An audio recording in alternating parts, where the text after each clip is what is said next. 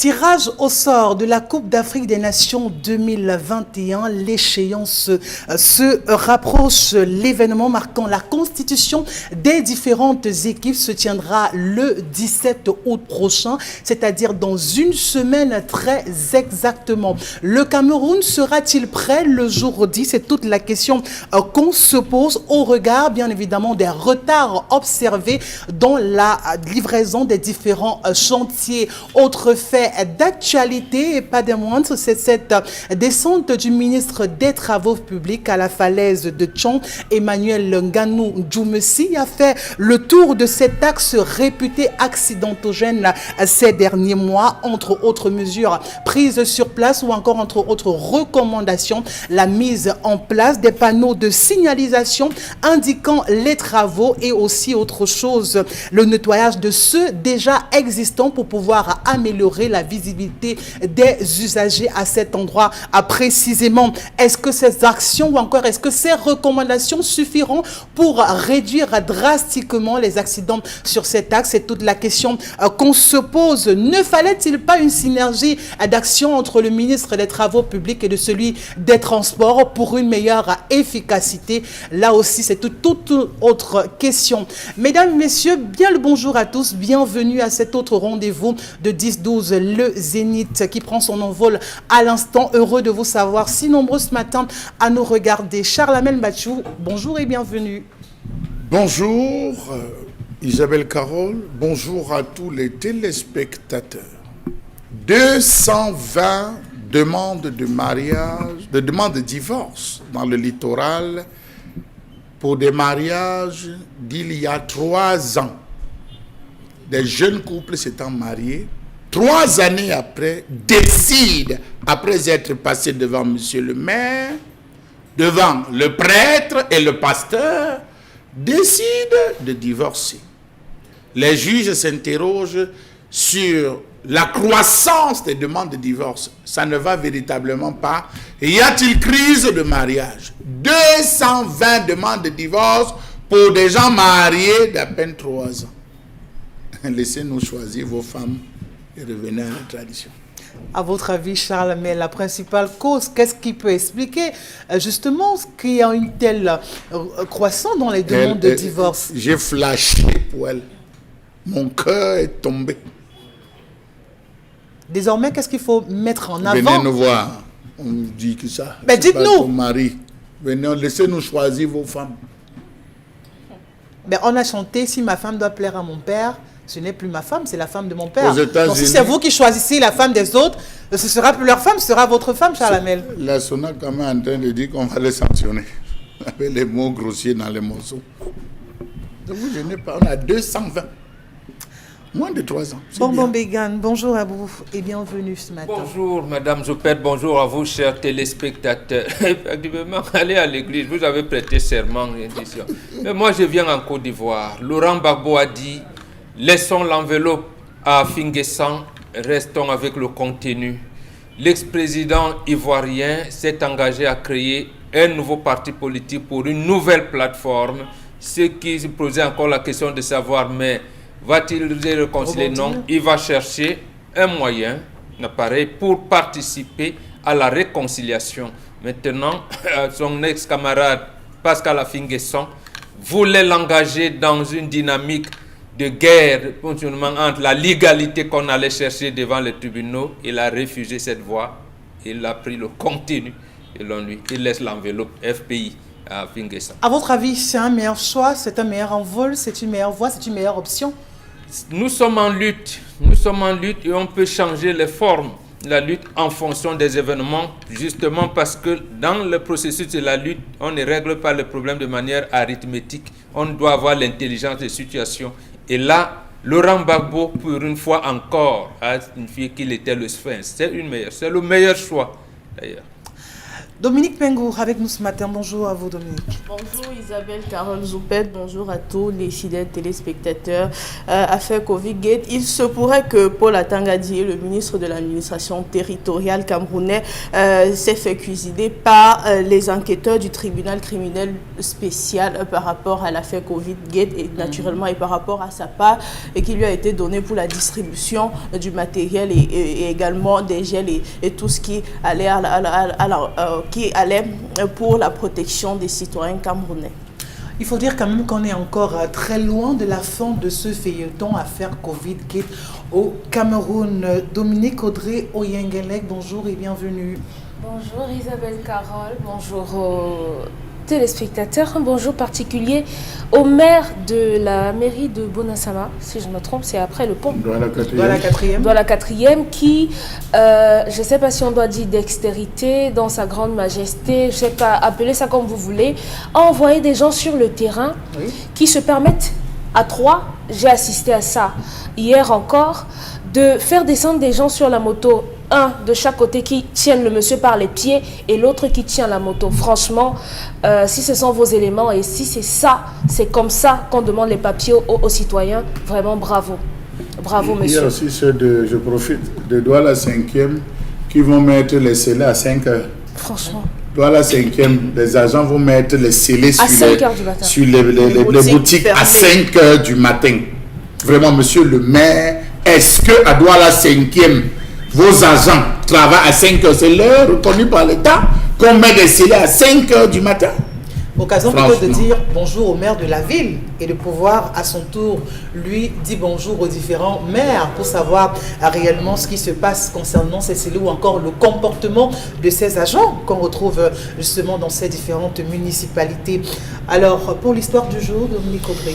Oui, l'histoire du jour nous est rapportée par un jeune garçon de 18 ans. Il est issu d'une fratrie de 7 enfants et il mentionne que tous sont diplômés et malheureusement jusqu'aujourd'hui sans emploi. Il est le dernier qui vient d'avoir son baccalauréat et ses aînés ont eu les diplômes et malheureusement jusqu'ici n'ont jamais pu avoir d'emploi. Et leur maman qui est très croyante, très pieuse, vraiment croyante, pratiquante, s'est rapprochée d'un pasteur qui lui a fait savoir que madame, lorsque je me suis retrouvée avec moi-même, j'ai prié et tout, et on m'a révélé que vos enfants malheureusement ont perdu leur étoile et leur étoile est détenue par leur père. Donc les 7 enfants de cette femme sont, a-t-on dit à la maman, ont été happés. Leur père est assis sur leur vie, sur leur avenir. C'est le pasteur qui le dit? Oui, c'est le pasteur qui le fait savoir à cette maman. Oui. Elle est rentrée à la maison. Depuis qu'ils sont rentrés, ça fait sensiblement 3 mois, on le leur a dit. Ils ont décidé de commun accord de ne pas dire au papa, mais de l'observer. Et dans l'observation, ils remontent dans les souvenirs et ils se souviennent que de temps à autre, leur papa leur demande les sous-vêtements pour, dit-il, les laver. Maintenant, le jeune garçon pose la question de savoir, est-ce que le fait pour leur père de laver les sous-vêtements, c'est quelque chose de mystique? Est-ce qu'un papa a la possibilité de s'asseoir sur l'avenir de ses enfants? Et est-ce que le pasteur est dans le vrai lorsqu'il accuse le papa? Et qu'est-ce qu'il recommande, ce pasteur? Qu'est-ce qu'il demande à la famille de faire actuellement? La prière. En fait, on leur a donné des prières aussi et il faudrait qu'on intensifie cela en chassant le démon qui est entré dans leur père. Wow. Donc on intensifie et pour le délivrer, il faudrait qu'on le ramène à l'église. Donc c'est entre autres les difficultés qu'on aura à pouvoir... Parce que le père, lui, ne veut pas adhérer. Il n'est même pas au courant. Il ne sait même pas que ses enfants, on dit ça de lui. Sa femme est à l'église avec les enfants, lui il est en retrait. S'il vous plaît, qui a payé les études des enfants jusqu'à leur diplôme? Le père. Les parents ou le père? Les parents. Non, le père. Le père, s'il vous plaît. Les parents. Nous commençons par un débat. Non, mais, c'est le père. Les parents. Il y a des charges de souveraineté dans une maison. On est d'accord, mais les parents. Et ça fait partie de le père. Écoutez, lorsque votre mari prend l'argent, il donne à un membre de la famille ou bien à votre enfant, il ne dit pas que dans les 5 000, si ta mère a 1 000 francs et moi j'ai 4 000, on sait que c'est le père qui donne. Mais maintenant, allez savoir combien... instantanément, c'est Isabelle Carole qui vous a poussé à l'erreur. Non, j'ai posé la question. Non, vous l'avez poussé les parents ou le père? Parce que je veux bien comprendre, parler de la scolarité des enfants.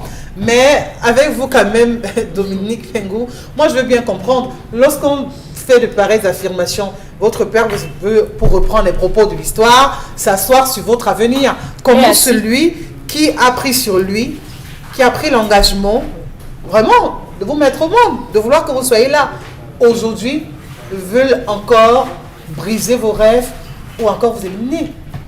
Ça existe. Ça existe dans des familles. Ça existe que le leader qui est le père puisse entrer dans des choses malsaines.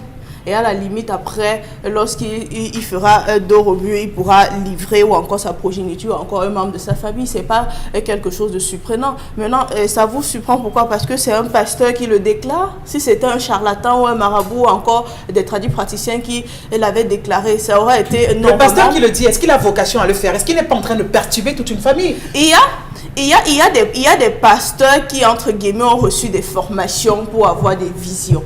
Ça existe, ces genres de personnes. Mais bien sûr, des initiations telles que les Bantous reçoivent aussi des initiations parfois pour prévenir ou encore pour dire certaines choses avec sagesse. Ça existe également que les pasteurs puissent le faire. Et il y a même des prêtres qui le font. On les appelle les prêtres exorcistes. Les Bantous, il n'y a pas de formation. Vous naissez avec. Mais sauf qu'à un moment donné, ça se révèle. À un moment donné, ça se révèle chez vous. Il n'y a pas d'initiation. Vous naissez avec. On éveille. D'accord. Pas la formation. Disons donc qu'il y a des pasteurs qui naissent également avec, parce que ce n'est pas tous les pasteurs qui ont vocation de faire l'exorcisme ou encore de faire de la voyance entre guillemets. Il y en a qui naissent avec et puis on éveille naturellement. Donc maintenant, ce qui me gêne dans cette histoire, c'est le suivisme de la famille, parce que c'est vrai qu'on ne va pas défendre aux gens d'aller à l'église ou encore de croire à une appartenance ou encore à une religion spécifique. Moi, je ne peux pas me mettre à dire à quelqu'un ne croyez pas à ci ou à ça. Mais sauf que n'allez pas avec les deux mains et les deux pieds. Et quand on vous dit quelque chose, prenez du recul et ayez une réflexion par rapport à ce qu'on vous a dit. C'est pas parce qu'on vous a dit que votre père est sorcier que chaque jour vous allez essayer peut-être de l'éliminer ou encore faire des prières sur lui ou encore l'écarter de la vie familiale. Qu'on vous dise ce que pensent vos parents vis-à-vis de vous. Je ne pense pas que cette famille a cherché. Cette famille se rend à l'église naturellement comme des personnes normales.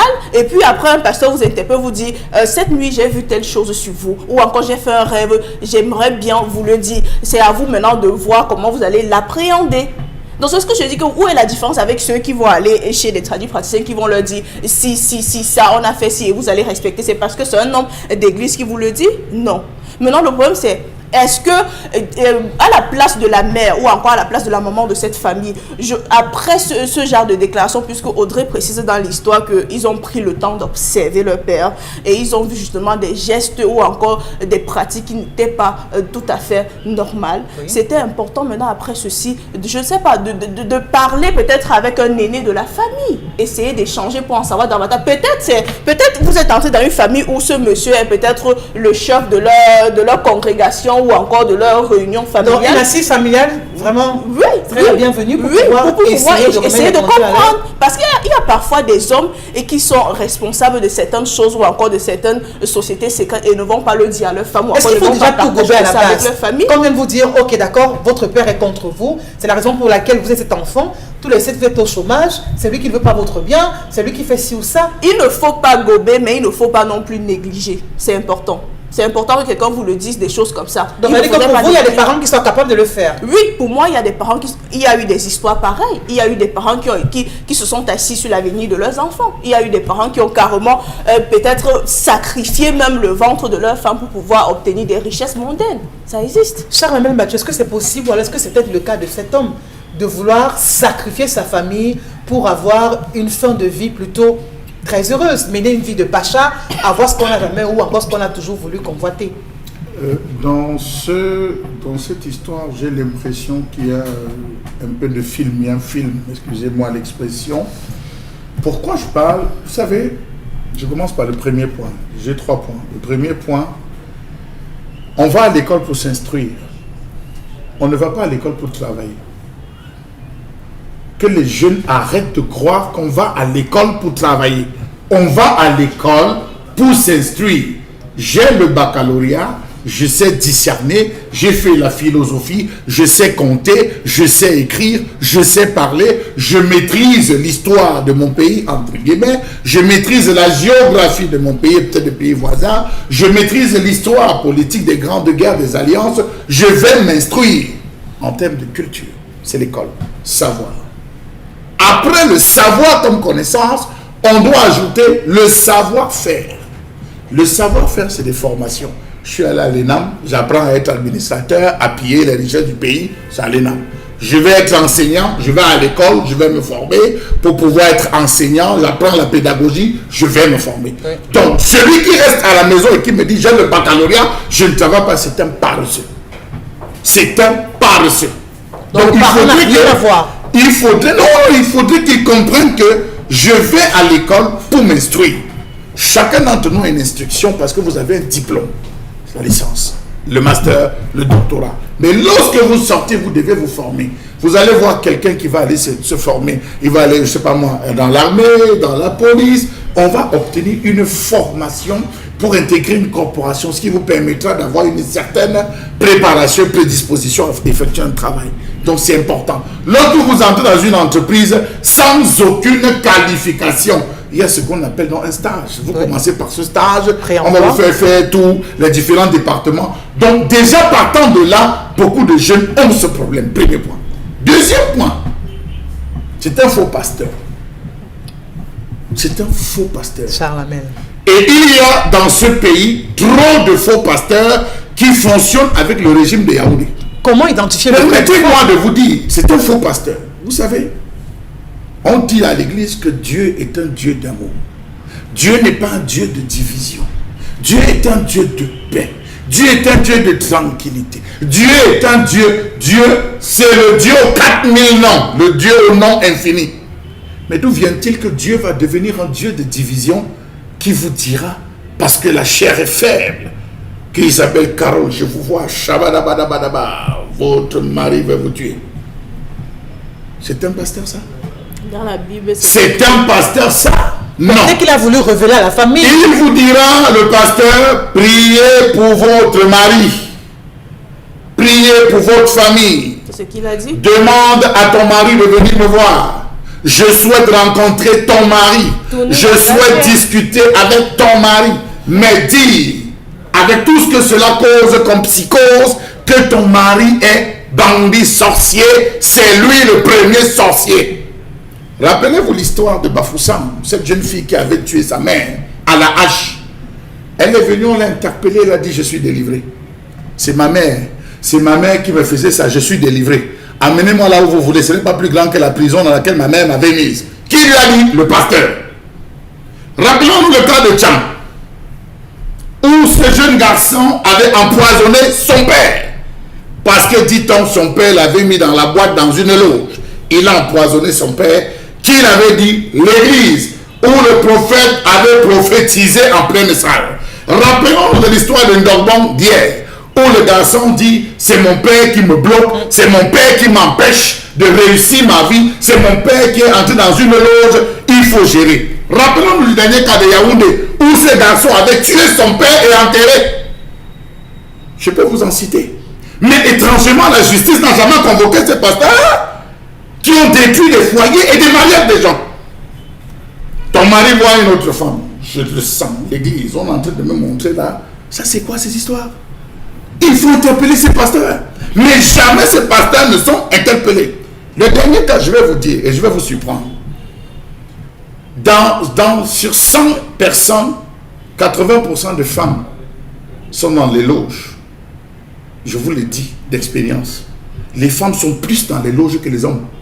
Méfiez-vous. Méfiez-vous de ce que vous... Les gens se demandent que non, c'est l'homme. Les femmes sont plus dans les loges. Je regarde la caméra. Les femmes sont plus dans les loges. Et des loges tellement pernicieuses que vous ne pouvez imaginer que les hommes. À partir d'aujourd'hui, changez ce paradigme où vous croyez que c'est toujours l'homme. La mère protège, la mère... Les mères sont dangereuses. Et je vous parle d'expérience. L'autre et dernier fait, je sors par là pour ne pas tenir la parole, c'est de dire que cet enfant, je pense qu'il devrait se remettre en question. Loin d'accuser son père, loin d'accuser, d'avoir cette prétention, d'avoir ce pasteur gourou, il devrait se dire, j'ai le diplôme, qu'est-ce que je fais? Est-ce que je suis sorti? On dit qu'on dépose 1000 demandes. 1000 demandes d'emploi pour 10. C'est-à-dire pour 10 réponses. Oui. 1000 demandes d'emploi pour 10 réponses. Même dans les entreprises, vous faites 10 demandes pour expliquer votre entreprise, vous demandez le partenariat, pour demander le thème de marketing. C'est 1000 demandes pour 10. Mais moi, j'aimerais savoir. Donc, ils doivent se bouger. Charles Hamel, aujourd'hui vous dites que par rapport à l'histoire du jour, ce pasteur, vraiment ce n'est pas la personne indiquée, ce n'est pas le bon pasteur, c'est un faux pasteur. On sait très bien aujourd'hui dans une ville comme Douala, que ce soit Bafoussam ou encore Yaoundé, on a tellement d'églises qui ne cessent justement d'envahir l'environnement. Comment identifier la bonne église? Comment identifier le bon pasteur? Faut-il croire à tout ce que les pasteurs disent ou alors ce sont des choses qu'il faut prendre avec des pincettes? Parce qu'aujourd'hui, la dame est victime. Je dirais à tous, vous ne pouvez pas abandonner vos ancêtres et aller prier les ancêtres d'ailleurs. Quand je veux parler à mes ancêtres, je m'exprime dans la langue qu'ils comprennent. Quand vous voulez parler à vos ancêtres, rentrez chez vous. Je demanderai à tous sortir de ces églises. Ces églises, le Cameroun a plus de 7500 églises, je dirais même plus. Mais est-ce que le Cameroun s'est développé? Depuis on prie pour la nation, depuis on prie pour la paix, depuis on prie pour le Nord, ouais, ça a changé quoi? Donc Dominique Audrey, si on se tient au propos de Charles Hamel, vraiment multiplier des prières ne servent à rien. Retourner à la terre, là où reposent les ancêtres, pour pouvoir sortir des différents pétrins. C'est-à-dire que si ça coince dans la famille, s'il y a tellement de nœuds, pour un meilleur dénouement, c'est de pouvoir communier avec la terre. La réciproque s'applique. De la même façon, si selon lui, les prières n'ont jamais arrangé, oui, la communication avec les ancêtres, du moins jusqu'à ce qu'on me prouve le contraire, n'a encore moins arrangé. Est-ce que ce pasteur n'est pas en train de s'aimer la zizanie? Pourquoi? N'est pas en train de créer un incendie difficile à éteindre au sein de cette famille? Comment faire comprendre à un enfant par la suite, non, c'était pas ton père qui vraiment était à l'origine de tes devoirs et tes malheurs, c'est plutôt autre personne, alors le pasteur s'est trompé. Comment regarder encore son père si c'est lui qui est à l'origine de nos malheurs? On n'en est pas là. Si c'est justement après avoir dit cela à l'enfant, il y a des choses à faire. Est-ce que le pasteur a dit partez de la maison ou bien chassez votre père? Non, on lui a dit faites l'effort et ramenez-le ici. Une délivrance est possible. À aucun moment ce pasteur n'a dit il faut le tuer, il faut en finir avec lui parce que c'est un démon. La bonté de Dieu voudrait que les brebis égarées soient ramenées. Les brebis égarées, c'est qui? Ce sont toutes ces personnes-là qui justement sont dans ce qu'on peut appeler mauvaise chose et qu'on tend à ramener vers Dieu. Donc, dire qu'il est méchant en disant ou bien qu'il n'est pas la personne appropriée, de la même façon, vous allez, quand vous lancez les coris et qu'on vous dise que dans votre famille, il y a une femme et vraiment la femme la porte souvent une robe et que c'est elle, quand tu étais à l'école primaire, qui t'a fait ceci, qui t'a fait cela, c'est dans la famille de ta mère, c'est dans la famille de ton père, c'est la même chose que les pasteurs font. Pourquoi est-ce que les pasteurs n'ont pas le droit de le faire et les charlatans, les diseurs de bonne aventure peuvent le faire? Vraiment, vers qui doit-on se tourner à la fin? C'est chacun qui choisit son orientation. En fonction de quoi? Cette dame, elle croit exclusivement à Dieu et elle pense que le pasteur est la personne qui a la voix autorisée. D'autres vous diront que moi je crois aux gens qui lisent dans les calebasses ou bien qui voient, je ne sais même pas trop comment ça se passe, qui font autre chose et eux ils croient en ça. Ils iront là-bas et on va leur dire ce qu'il y a à faire. Eux on va leur dire ramener des chèvres, des coqs, des poulets, des plantains et tout. Et le pasteur lui de son côté va vous demander du sel, de l'huile et tout. Je crois que dans ce cas, il n'est pas question de juger l'obédience ou bien le bien fondé de ce que chacun trouve à faire. Si jusqu'à aujourd'hui, cette femme est restée dans l'église ou bien dans Dieu, ça veut dire que jusqu'à présent, elle a toujours eu les garanties de ce que ça marche. Et réciproquement, ceux qui n'y croient pas et ceux en croient y croient, ça marche pour eux. Donc ça, c'est à respecter. Ce sont les orientations de chacun. Dans cette femme, si on vous a dit que c'est votre mari, commencez par demander à vos enfants et à vous-même de ne plus donner les sous-vêtements. Par exemple, arrêtez un peu avec ça et priez pour votre mari. Et s'il le faut, ramenez-le simplement à l'église, qu'on le délivre là-bas. C'est tout. Comment convaincre son mari? Comment convaincre son homme? Vraiment pour qu'il puisse justement venir dans l'église ou encore obéir à la même obédience, avoir la même obédience religieuse que soi pour la femme, parce que c'est ce que le pasteur ordonne aujourd'hui, de faire venir le mari à l'église, une équation qui ne sera pas facile à résoudre parce qu'on sait très bien que quand un homme n'est pas d'accord d'une chose, vraiment pour le convaincre là-dessus, ce ne sera pas évident. Puisque la dame y va avec les enfants, mais lui, il n'y va pas. Il y a un adage qui dit ce que femme veut, Dieu le veut. Mais l'adage continue. C'est ce que Dieu veut, femme refuse. Femme s'en fout. La femme s'en fout. Que femme, Dieu veut. Ce que Dieu veut, femme s'en fout. Là, on n'a pas continué en disant. C'est de cette manière que l'Église est venue gâter la polygamie, toute l'organisation sociétale qu'on avait trouvée en place. Précisément parce que l'Église s'est nourrie de la pauvreté. Pauvreté matérielle, pauvreté en esprit. On m'avait trouvé avec mes 4 femmes. On a pris la dernière qui m'accompagnait faire pipi. On l'a convertie. On a dit que viens. Les autres, ils ont dit, ah oui, c'est sa préférée. Ils ont commencé à faire des choses. Et le désordre s'est installé dans la polygamie. Après, on vous dit que la polygamie est mauvaise. Ce pasteur, en réalité, il est en complicité avec la dame. Il est en complicité avec la dame pour faire ce qu'il a fait. Parce qu'un pasteur ne le dit pas. Une femme qui va en mariage sait qu'elle a au moins 2 piliers. Le premier pilier, c'est le chef de famille qui a reçu sa main. Quand ça ne va pas, on est deux. L'autre pilier, quand on remettait sa main au chef de famille, le chef de sa propre famille avait dit, si ça ne va pas, ramenez-la moi. Ça veut dire qu'elle-même, elle doit rentrer chez ses propres parents, parce qu'on dit également, l'enfant se cache dans le ventre de sa maman. Il peut arriver que votre papa soit sorcier, la famille de votre père est une famille de sorcellerie. La famille de maman aurait pu voir ça en faisant l'ongambi. Bon, peut-être il n'a pas fait l'ongambi. Maman se rend compte que papa est un sorcier, je suis dans une famille de sorciers. Elle replie chez elle. Elle cache ses enfants dans son ventre. C'est-à-dire que ses frères vont dire à la famille qui a leur fille que maintenant, si un seul cheveu de nos enfants, de nos neveux, de nos petits-fils quitte, vous allez nous rendre compte. C'est pour cette raison qu'on dit qu'une femme ne rentre pas avec les larmes aux yeux de chez ses parents. Donc voilà les 2 piliers. Ça ne va pas sur tous les problèmes de mort d'homme parce qu'il n'y a des richesses que d'hommes. On vous a envoyé pour procréer, vous avez eu des enfants, on commence à les menacer, rentrez chez vous, madame. Dites à votre chef de famille, regardez-moi l'histoire-ci. Depuis là, mon mari, les enfants se plaignent, c'est leur papa qui lave les sous-vêtements. C'est quoi cette histoire? Le pasteur a quoi à faire là? Il vous amène vers la vie éternelle, si c'est ça la mission. Il n'a pas à gérer les problèmes. C'est comme ça qu'ils sont venus, commencent à faire les rites de veuvage. Mais on demande très souvent dans ces milieux religieux de venir se confesser. C'est-à-dire que quand on se confesse, justement, c'est parce qu'on traverse des choses plutôt compliquées, pas évidentes. Et justement, la confession permet de pouvoir vous sortir de ce genre de situation ou alors de vous donner la conduite à tenir ou encore celle qui semble la bonne pour ces hommes de Dieu. Même Cléda, Monseigneur, qui est archevêque, il n'a pas pris le rosaire, il n'a pas pris le chapelet pour soigner Corona. Hein. Il a pris les herbes que moi aussi j'utilisais. Donc voilà, il n'a pas demandé. Même à Rome, on ne faisait pas les prières. Il a dit ici que non, moi mes ancêtres m'ont laissé. Ça veut dire qu'en fait, notre salut est chez nos ancêtres. Ce n'est pas chez les ancêtres des autres. N'allez plus à l'église. L'église n'apporte que des dissensions, n'apporte que la dislocation de famille. J'ai dit n'apporte que.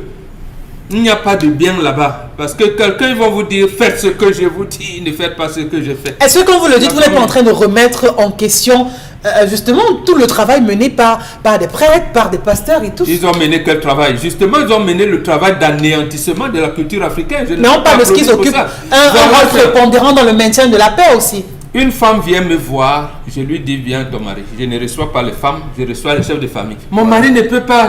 Bon, si ta fille va en mariage, qui va prendre la dot? Si le papa n'est pas... Voilà comment on dit. Tu viens avec le chef de famille de ton mari. Si ce n'est pas bon parce que les relations ne sont plus bonnes, je dis, madame, même chez toi, les gens sont finis. Quel est l'homme qui aujourd'hui est considéré comme ton papa, là où tu viens? Voilà comment on veut. C'est avec lui qu'on cause. Ce n'est pas avec la femme. Ce n'est pas avec les enfants. Maintenant, il y a des parents qui sont effectivement dans des groupes de vampirisme. Il y en a, on n'existe pas, il y en a qui sont dans des loges. Mais à qui on dévoile une telle information, c'est au chef de famille ou alors à la belle famille, à celui qui est considéré comme belle famille, parce que justement, il y a des voies de sortie de cette crise et même de traitement de ce genre de situation. Ce n'est pas le pasteur, ce n'est pas le prêtre. Mais moi, je veux savoir la question, justement, ou encore la réponse à qui vous peut-être vous répondre à la question. Est-ce que ce n'est pas important à la base, quand on décide de s'unir avec un homme, de pouvoir déjà fixer les bases, savoir dans quelle église on ira, est-ce qu'on sera catholique, est-ce qu'on sera protestant, est-ce que c'est l'homme qu'on va suivre, est-ce que c'est la femme qu'on va suivre, jusqu'à une certaine époque, si vous étiez catholique, vous avez trouvé un mari protestant, oui. Les familles ne s'entendaient pas. Dans mon village, les gens qui étaient évangélisés catholiques faisaient des milliers de kilomètres parce qu'ils ne voulaient pas inscrire les enfants dans des écoles catholiques du coin, des dizaines de kilomètres pour aller là où il y a une école protestante. Et même pour célébrer ces deux mariages-là, c'était terrible. C'était terrible. Il a fallu attendre longtemps dans ce qu'ils appellent le l'œcuménisme, dialogue interreligieux, pour parvenir. Et pourtant, apparemment, Jésus leur a dit, soyez un, comme le Père et moi, nous sommes un. J'ai dit apparemment, je n'étais pas là-bas. Donc, là-bas, ils n'ont apporté que les dislocations. Donc, ça veut dire que, Charles Hamel, quand on fait ce choix quand même de s'y rendre, parce qu'il faut dire qu'il y a des personnes qui croient en la Bible, qui croient en Dieu, qui croient en ces hommes de Dieu également, vraiment, qui n'arrivent pas à se détacher parce qu'ils savent que, justement, auprès d'eux, ils retrouvent quand même des repères parce qu'ils les considèrent comme une boussole. Alors, je vais vous raconter en 30 secondes une histoire. C'est l'histoire d'une fille, je ne vais pas la citer parce qu'elle n'a pas demandé. C'est l'une de mes filles, Isabelle Carole. Elle a fait plus de 30 ans. Elle avait des difficultés d'accouchement, difficultés de mariage. Elle était allée dans les églises, on lui a tout prédit, tout fait, je ne sais pas pour porter atteinte à cela, aux différentes églises.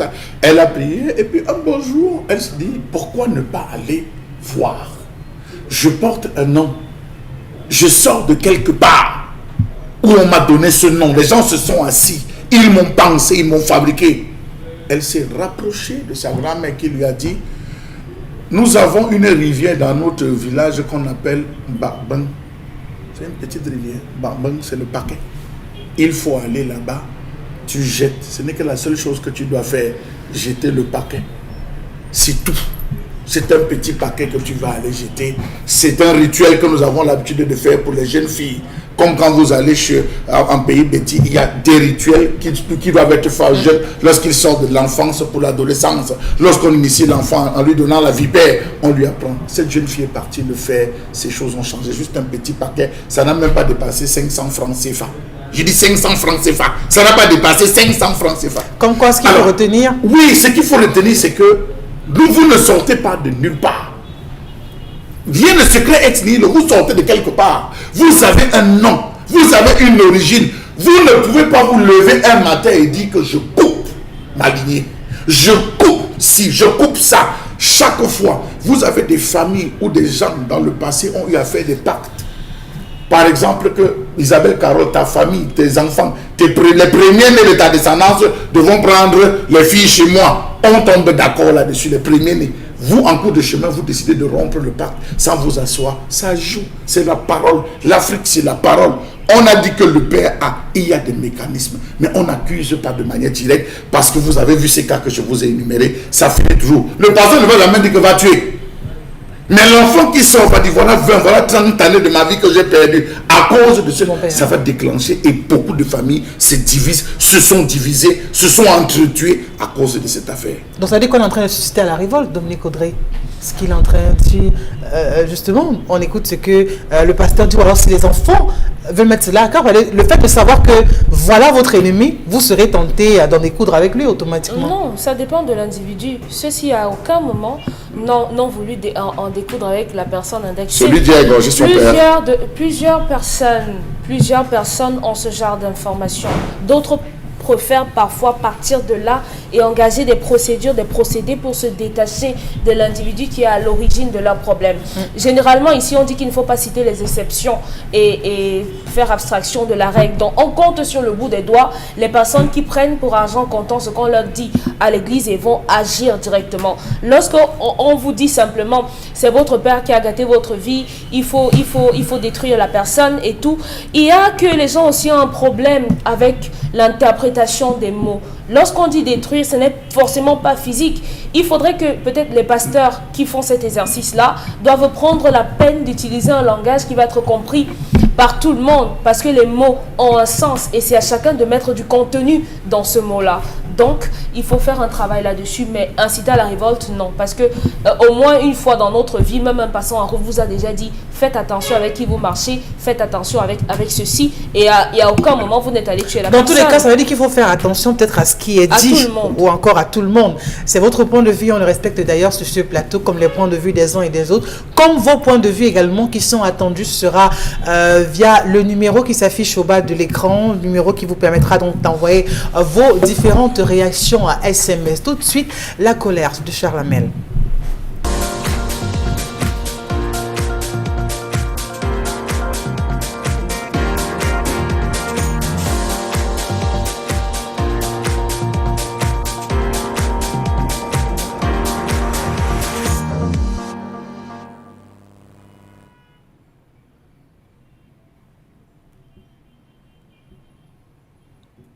Je m'interroge ce jour sur la question de l'utilisation du sable de mer dans la fabrique des parpaings.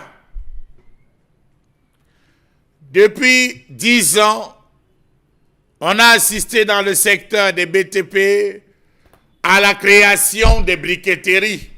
Dans toutes les villes, tous les quartiers, on a des briqueteries où des jeunes se battent à fabriquer des parpaings. Chose appréciable. Mais sauf que finalement, l'honnêteté s'est transformée en malhonnêteté, raison pour laquelle l'écroulement des bâtisses, l'affaissement de certains domiciles et murs nous ont poussés à mener des enquêtes pour comprendre ce phénomène.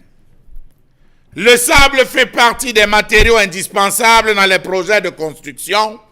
Sa qualité, sa forme et sa gradation influencent considérablement la qualité du béton et par extension la qualité de la construction.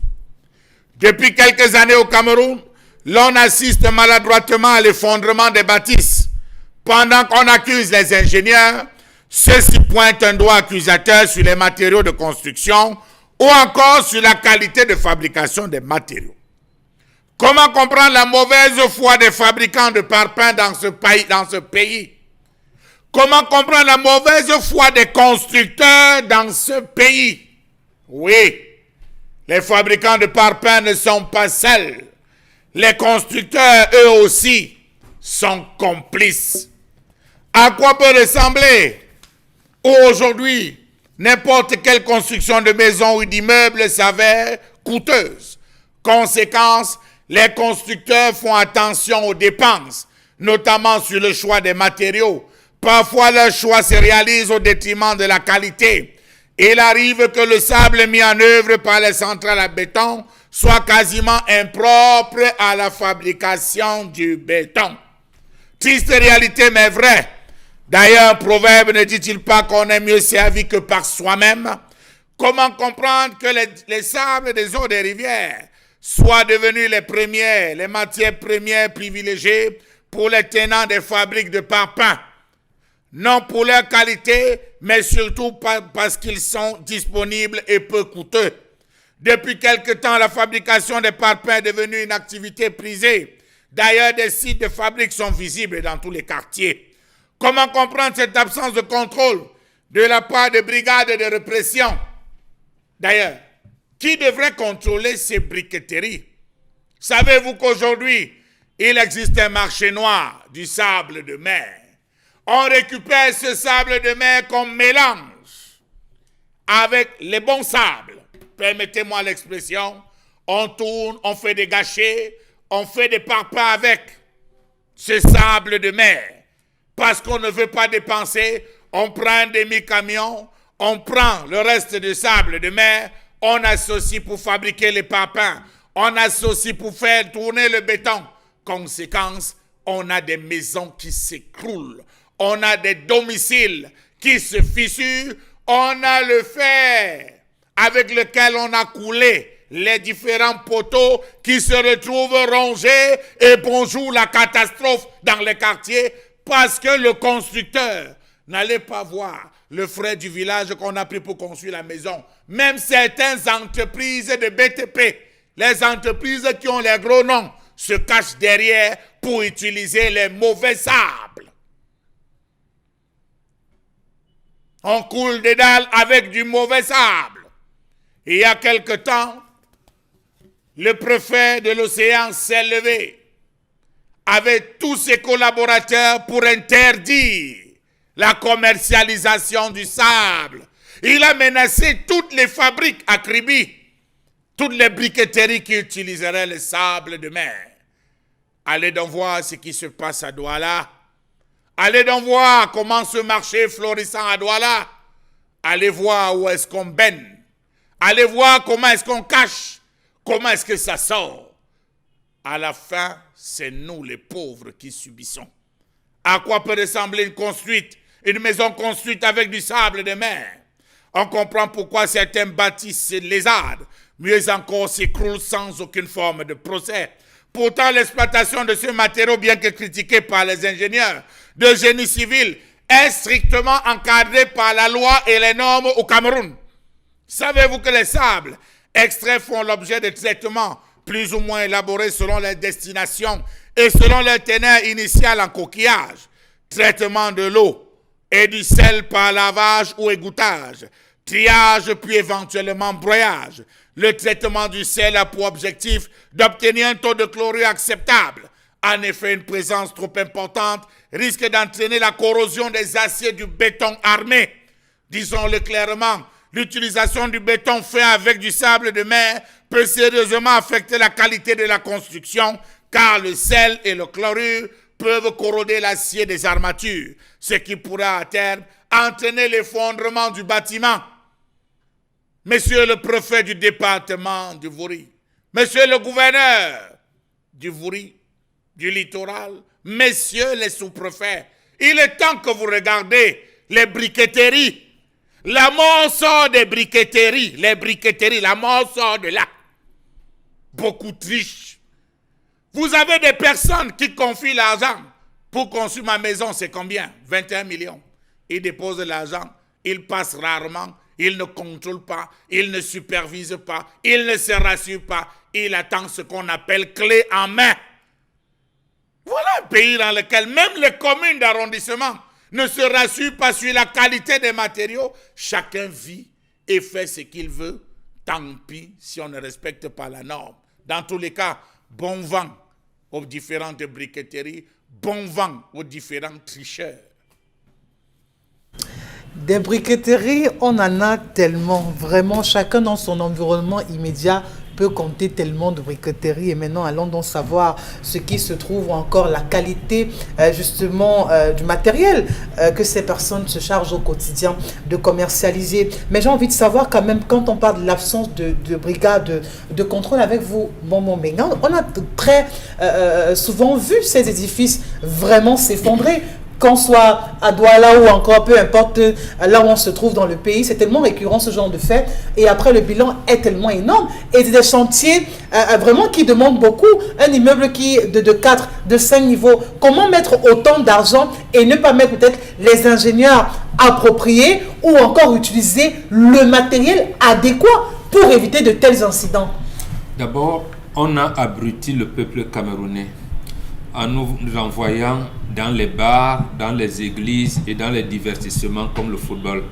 C'est-à-dire que même les ingénieurs dans les travaux abandonnent souvent les chantiers. C'est ce que Charles Hamel vient de dire. Votre question est claire, je vais l'expliquer. Oui. Le sable de mer a du sel. Ce n'est pas fait pour la construction.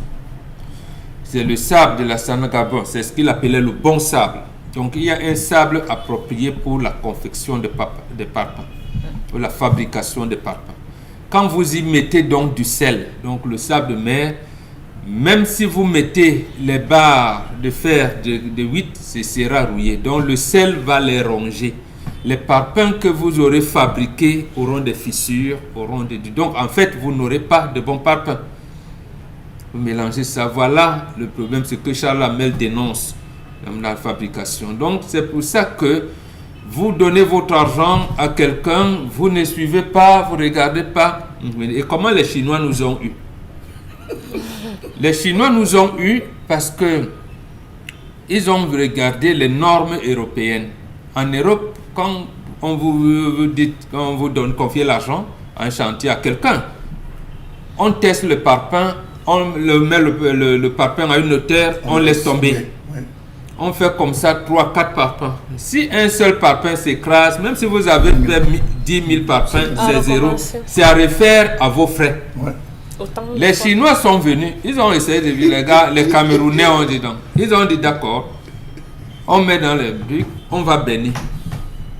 Quand ils arrivent, ils baignent les parpaings. Si ça s'écrase, ils ne payent pas. Ça s'écrase, ils ne payent pas. Voilà, c'est comme ça. C'est comme ça s'est fait. Donc, la tricherie camerounaise est encadrée par l'État. Comment la mairie peut vous donner des briqueteries et ne vient pas contrôler? De savoir quel genre de parpaing on est en train de faire dans ma commune. Pourtant, on vous demande d'avoir des permis de bâtir et tout. Ça veut dire que vous êtes censé... Voilà, on doit venir donc contrôler le matériel. C'est-à-dire qu'à partir même de la douane, qui doit protéger l'espace économique du pays, quels sont les fers qui entrent? Est-ce que les fers fabriqués localement sont dans les normes? Est-ce que les parpaings qu'on fabrique ici sont dans les normes? Voilà le problème. Mais nous, lorsqu'on nous a envoyé, genre je viens là, j'ai mes 20 millions, et en plus c'est ce jour-là que je vais draguer au moins 6 femmes, avec poisson braisé et tout, j'ai dit, mais gars, vas-y, tu fais quoi, pauvre type, l'argent va construire mes... Bon, je ne viens pas contrôler. Le gars, lui aussi, jongle. Il va faire ce qu'il voudra. À qui devrait-on s'en prendre effectivement pour stopper? Charles Hamel a dit, c'est la commune. On a dit rapprocher l'administration des administrés. Donc, c'est le conseiller municipal qu'on a voté, qu'on a envoyé à la commune, qui doit venir vous dire, la briqueterie là n'est pas autorisée. Hein, c'était pas les parpaings là-bas. Et il rapporte ça au conseil municipal en disant, il y a un bombora installé comme il est un bombora là, avec ses enfants partout. Il a installé une briqueterie là. Et vraiment, j'ai levé là pour construire le WC au village. Ça va pas donner. Peut s'arrêter de manière inopportune. Il s'arrête de manière spontanée. Il fait le test avec les parpaings. Mais on va donc dire quoi? Une négligence, inconscience ou alors absence de volonté de ces personnes? Absence de volonté politique, mais surtout orientation vers l'assassinat collectif. Je ne le dirai jamais assez. Il y a une politique d'assassinat collectif des populations de ce pays. Sinon, les autorités, comment vous avez une institution qui doit contrôler et veiller sur votre épanouissement, il ne le fait pas. Vous appelez ça comment? Si ce n'est pas un projet d'assassinat. Mais moi, je veux savoir, avec vous, Dominique Pengou, quand l'État démissionne, quand les autorités s'absentent, qu'est-ce qu'on doit faire? Est-ce que chaque citoyen, à son niveau, ne devrait pas jouer tous ses rôles, de veiller à la qualité des produits ou encore du matériel utilisé, justement pour l'exécution de son chantier, pour ne pas se retrouver après en train de tout recommencer et avec parfois à la clé des morts d'hommes ou encore des personnes qui soient sorties de là blessées? Non, dans cette affaire de sable de mer, je ne pense pas que les autorités aient démissionné. Au contraire, on connaît, il y a des carrières qui appartiennent à des conseillers municipaux. Les gars ciblent même des endroits pour pouvoir implanter même ce genre de business. Il y en a qui viennent dans des quartiers acheter des sables qui sont extraits des lits de rivière pour aller mélanger avec du bon sable et faire le parpaing et les revendre. On sait bien que les carrières appartiennent à ces hommes d'administration qui sont positionnés. On sait que ça les appartient. Je prends l'exemple de mon quartier. Je vais cibler le secteur allant de Oyak jusqu'à Bilongué. Le long de ce drain est exploité. Ce n'est pas une affaire de racontage, c'est une affaire de vécu. Le long de ce train est exploité. Et on sait bien que ce sont ces entreprises de la zone industrielle qui viennent exploiter cela pour la construction. On sait ce qui se passe. Vous pensez que les conseillers municipaux et le maire de Douala 3e n'est pas au courant? Il est bel et bien au courant. Parfois, même peut-être il y a même une carrière qui lui appartient. de façon propre. Donc il faut qu'on le dise ce matin. Ce sont ces administrations qui ont développé le commerce, le marché noir du sable au Cameroun. Ils savent très bien comment ça se passe et ils surfent sur la volonté des jeunes à s'en sortir. Vous allez voir, pendant les vacances et la saison pluvieuse, c'est très grave parce que quand les pluies arrivent, des périodes favorables. Les pluies arrivent, les draps montent et puis le sable est de façon abondante sur les nids. Ils viennent comme ça, ils répertorient les jeunes dans des quartiers. Ils vous disent, vous allez me creuser 10 camions, 30 brouettes et puis par brouette, on va vous payer 400 francs, 500 francs. Je dis n'importe quoi. Et c'est comme ça que ces jeunes-là utilisent ça comme leur stage de vacances. Vous allez, si vous partez là-bas, après les grandes pluies, vous allez voir comment les jeunes exploitent ce drain-là. Parce que je le vois en live. Ça veut dire qu'aujourd'hui, maintenant, qu'est-ce qu'il faut faire? Qu'est-ce qu'il faut faire aujourd'hui? Il faut tout simplement appeler à la conscience déjà du bon citoyen parce que, comme Charles Hamel le disait, quelqu'un ne peut pas investir de l'argent pour la construction de son bâtiment et utiliser le mauvais matériel parce que, à la longue, lorsque il y aura un petit séisme ou encore il y aura une petite secousse et même, je dis n'importe un petit vent, l'immeuble va s'affaisser. Mais pourquoi les brigades de contrôle peinent à sanctionner? Pourquoi c'est si difficile de sanctionner? Parce que c'est ça le nœud du problème. La sanction.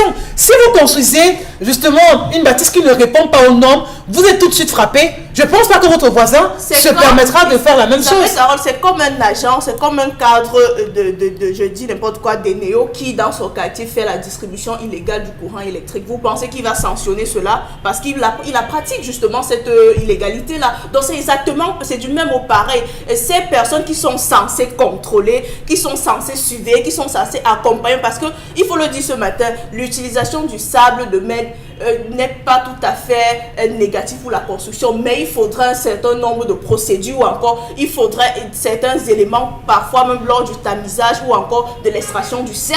Il y a certaines techniques qu'il faut pour pouvoir utiliser ce sable-là. Maintenant, si on ne sensibilise pas, on n'essaye pas de contrôler, ça veut dire que ça arrange ces personnes qui sont censées contrôler. Est-ce qu'on devrait encore être à la phase de sensibilisation au regard de tous les dégâts observés? Est-ce qu'on devrait encore se pencher à dire on sensibilise, on sensibilise, on sensibilise? Dominique, qui va d'abord sensibiliser qui? Ben, ceux qui seront censés sensibiliser en parlant des autorités, parlant de ces brigades de contrôle, parlant de ces différents maires.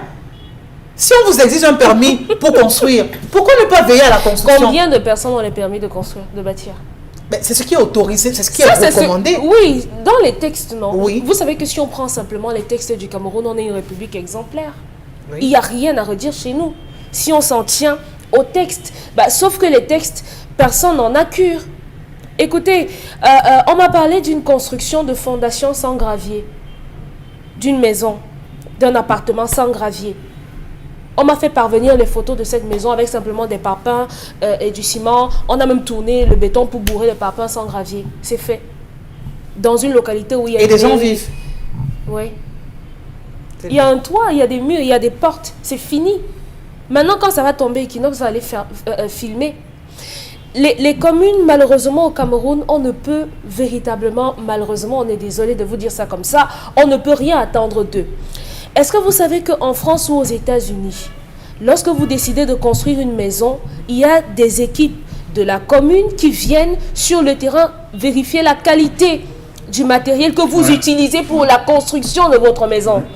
Vous dites que oui, je veux construire, j'ai fait livrer 3 bennes de camions, de sable, de tout. Ok, il n'y a pas de souci, on va venir contrôler.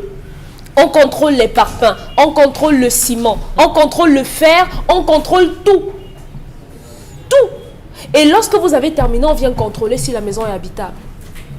Si les murs ont respecté, si le dosage a été respecté, parce qu'il n'est pas question que les gens meurent. Combien de maisons on entend se sont tombées de ce côté-là? C'est rare, mais chez nous, dès qu'il commence un peu à pleuvoir comme cette période, les maisons commencent à tomber. Maintenant, il faut interroger par qualité de parpaing le nombre de parpaings qu'on fait par sac de ciment. Logiquement, à la base, si je ne me trompe, Charles Hamel, c'est à peine 17 parpaings avec 3 brouettes et demie de sable tamisé et de l'eau.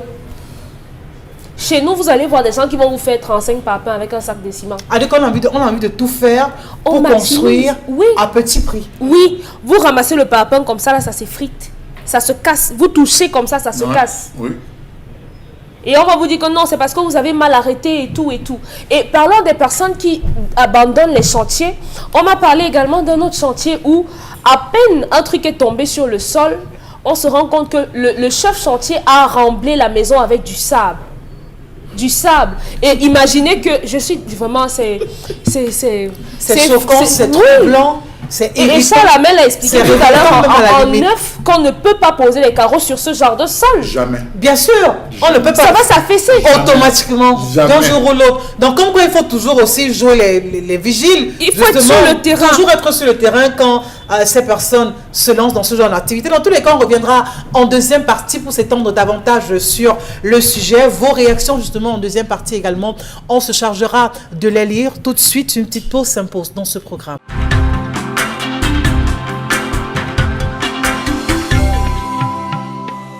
Voilà, l'amour au rendez-vous avec ce titre, bien sûr, de Daphné. Clin d'œil dans ce programme. Deuxième partie de votre émission 10-12, le Zénith. Et bien sûr, on revient sur la colère de Charles Hamel ce matin, justement, pour revenir sur la problématique en ce qui concerne la qualité des matériaux de construction. On a parlé de ce sable de mer qui, très souvent, vraiment est à l'origine de nombreuses catastrophes en matière de construction. Aujourd'hui, Charles Hamel, est-ce qu'on ne devrait pas savoir ou encore comprendre avec vous?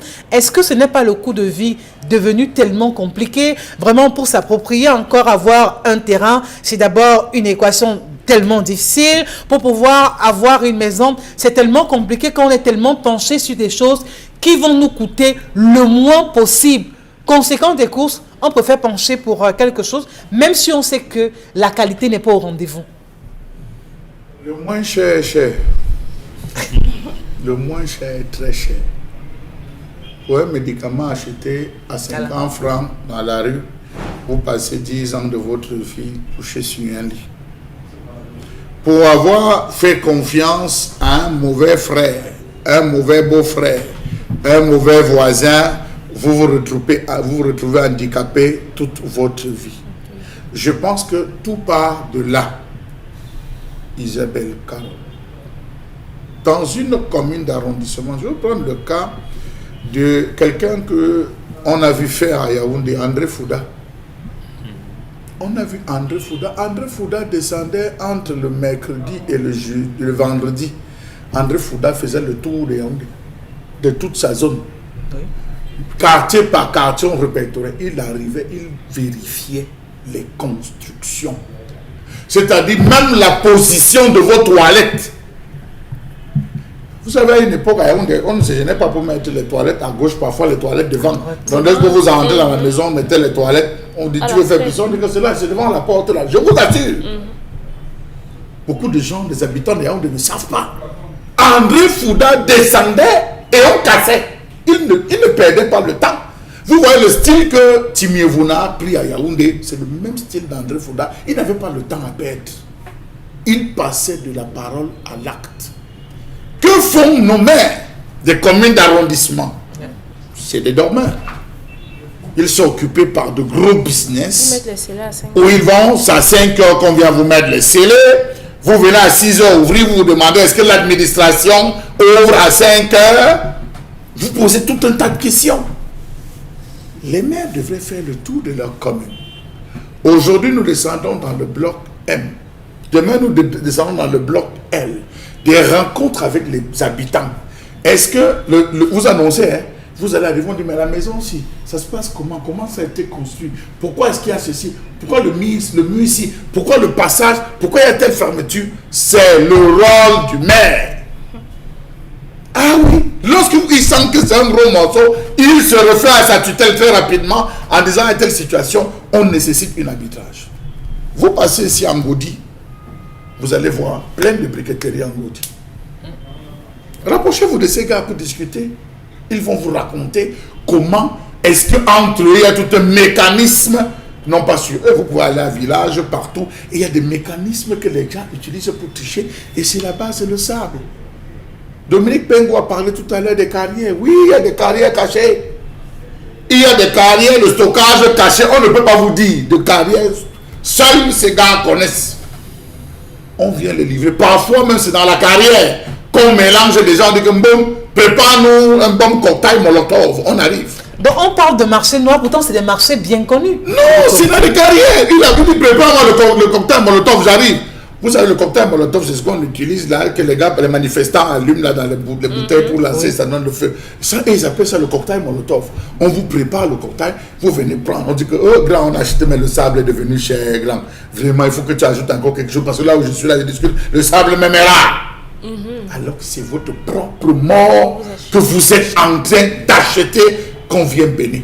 Lorsqu'on vient bénir, les gars se battent, ils font. Imaginez-vous une dalle dans laquelle vous avez 70% de sable de mer. Il y a le feu, il y a tout. Vous pensez que cette dalle va résister? Elle va s'effondrer. Vous entrez dans le domicile de beaucoup de personnes, vous voyez que la dalle est comme ça. Le locataire dit que patron, vraiment il faut voir, je vais le casser pour faire. Ou alors elle commence à suinter. Elle commence à suinter. Vous avez du mal à... Vous vous rendez compte que ces messieurs, ils ont mal travaillé. On pointait le doigt sur les ingénieurs, mais vous avez des gens aussi qui ne connaissent rien. Je veux juste construire une maison. Ils ne connaissent rien du sable. Ils ne connaissent rien des techniques. Prenez la peine de vous renseigner. Les autorités, est-ce qu'ils veillent? Je vous assure que le premier secteur qui devrait être le plus encadré, c'est ce secteur de briqueterie. Mais c'est le secteur le plus délaissé, le plus abandonné. On vient prendre l'impôt libératoire, on vient prendre les tickets. Les gars payent normalement, hein. On s'en fout. Le reste, ils s'en foutent de savoir comment vous faites. Ne parlons pas du dosage du ciment. Ça ne m'intéresse pas trop. Mais je vous assure la qualité de sable. Vous touchez un parpaing, ça s'effrite. Vous prenez le parpaing, à peine vous voulez même porter pour charger. Le parpaing se casse. On vous dit que, ouais, grand, tu ne peux pas débarquer comme ça pour venir me voir. Hein, vous pour venir chercher les parpaings. Alors même, je te donne une bière. Il vous prend, il vous entraîne dans le bar. Il vous donne une bière le temps que les parpaings se cassent derrière. Le temps qu'on charge. Je dis généralement aux hommes, lorsque vous déclenchez des chantiers confiés à vos femmes, la femme a l'œil. Surtout qu'elle a plus de temps. La femme a le temps de surveiller. Sa maison. C'est sa maison. Confiez ça aux femmes. Le gouverneur, je me demande si un jour le gouverneur veut construire. Il fera confiance à qui? Avec tous les tricheurs qu'on a. Mais il est temps qu'on procède à une sélection quand même. Mais comment un tel laxiste quand on sait que vraiment on ne saurait compter les chantiers dans une seule ville comme Douala? Le préfet de l'océan a démarré. Le préfet de l'océan a entamé cette démarche. Sur 100 briqueteries, oui. 80% utilisaient le sel de mer. J'ai dit à Kribi. Donc tous ceux qui ont construit à Kribi, sur 180% utilisaient ce mauvais sable. Le préfet est descendu, il a pris ça comme arme de bataille, sans de porter des fruits à Kribi. Pourquoi on ne doit pas le faire à Douala? Pourquoi Douala ne va pas suivre? C'est possible de le faire à Douala, bon mon gars, de stopper vraiment cette chaîne, de pouvoir nettoyer ou encore donner un visage plus reluisant à ces briqueteries pour pouvoir justement assurer la sécurité des uns et des autres, parce que s'il y va justement de la vie des citoyens. Oui, c'est possible de le faire, il suffit de combattre la cupidité et l'impunité. Mais comment combattre? Parce qu'on prend un simple projet comme celui du maire de la ville de Douala qui disait restituer le trottoir aux piétons.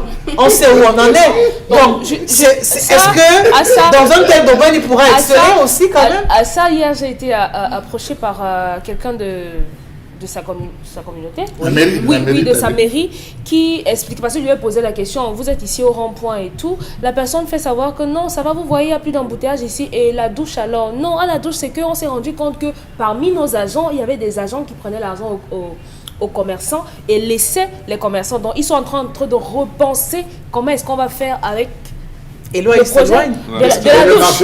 C'est donc la cupidité, ça pousse à l'impunité des gens qui se trouvent coupables de cette manifestation. C'est une volonté politique. Je vous dis, même De Gaulle, en construisant Paris, d'abord il a fait un coup d'État. Je ne dis pas qu'il faut faire des coups d'État, mais seulement, lui il a fait un coup d'État, mais 58. Mais il est le plus grand Français de tous les temps. Comment il a construit Paris? Il a détruit. Et même en détruisant, il venait. Bien que temps général, il dit, bon, vous qui êtes propriétaire ici, vous n'avez pas les moyens, d'accord, l'État vous aide parce que nous disons qu'ici on va construire sans clôture. Maintenant, vous avez jusqu'aux 2 niveaux. Le reste des niveaux appartient à l'État. Donc on vous aide à vous installer. C'est comme ça qu'on met les normes, avec les conseils, c'est-à-dire une éducation, une pédagogie, mais avec la chicotte à côté. On enseigne, on éduque, on supporte, mais il y a la chicotte. Il y a de temps en temps, on tape. Ça, taper veut dire... Avec la répression, c'est la meilleure arme alors. Oui, on éduque d'abord, on sensibilise, puisqu'en fait, peut-être que les gens ne savent pas, peut-être ils ne comprennent pas. Voilà, vous mettez d'abord ça sur ce prisme-là. qu'il faut éduquer les masses et tout. Mais maintenant, vous devez savoir quand même qu'il y a les Mbombok là, ils ont les têtes dures. Lui, il a les oreilles aux fesses. À un moment donné, on lui donne des coups de fesses. Quand les autres, ils vont dire, qu'on a tapé le voilà. C'est un peu ça. Pédagogie, oui. Éducation, oui. Mais également des sanctions. Parce qu'il y a des gens cupides. Ouais. Parce que oui. Non, c'est l'ami d'un Mbombok. Mais on aura la peine à sanctionner justement parce que nous-mêmes, on n'est pas en train de montrer le bon exemple. On dit que quand la grenouille est au tribunal, le crapaud ne peut pas être condamné. Et voilà, bon, tu es là, comment tu es sorti d'ici? Non, il faut condamner. On lui dit, non, cher ami, vous avez 2 mois. Au-delà de 2 mois, je casse. Voilà, c'est comme ça, il faut avoir cette... C'est tout simplement la corruption qui bat son plein. Mais justement, quand on a laissé les gens à la débrouillardise, quel est ce pays? Aucun pays au monde ne s'est construit par la débrouillardise. Aucun.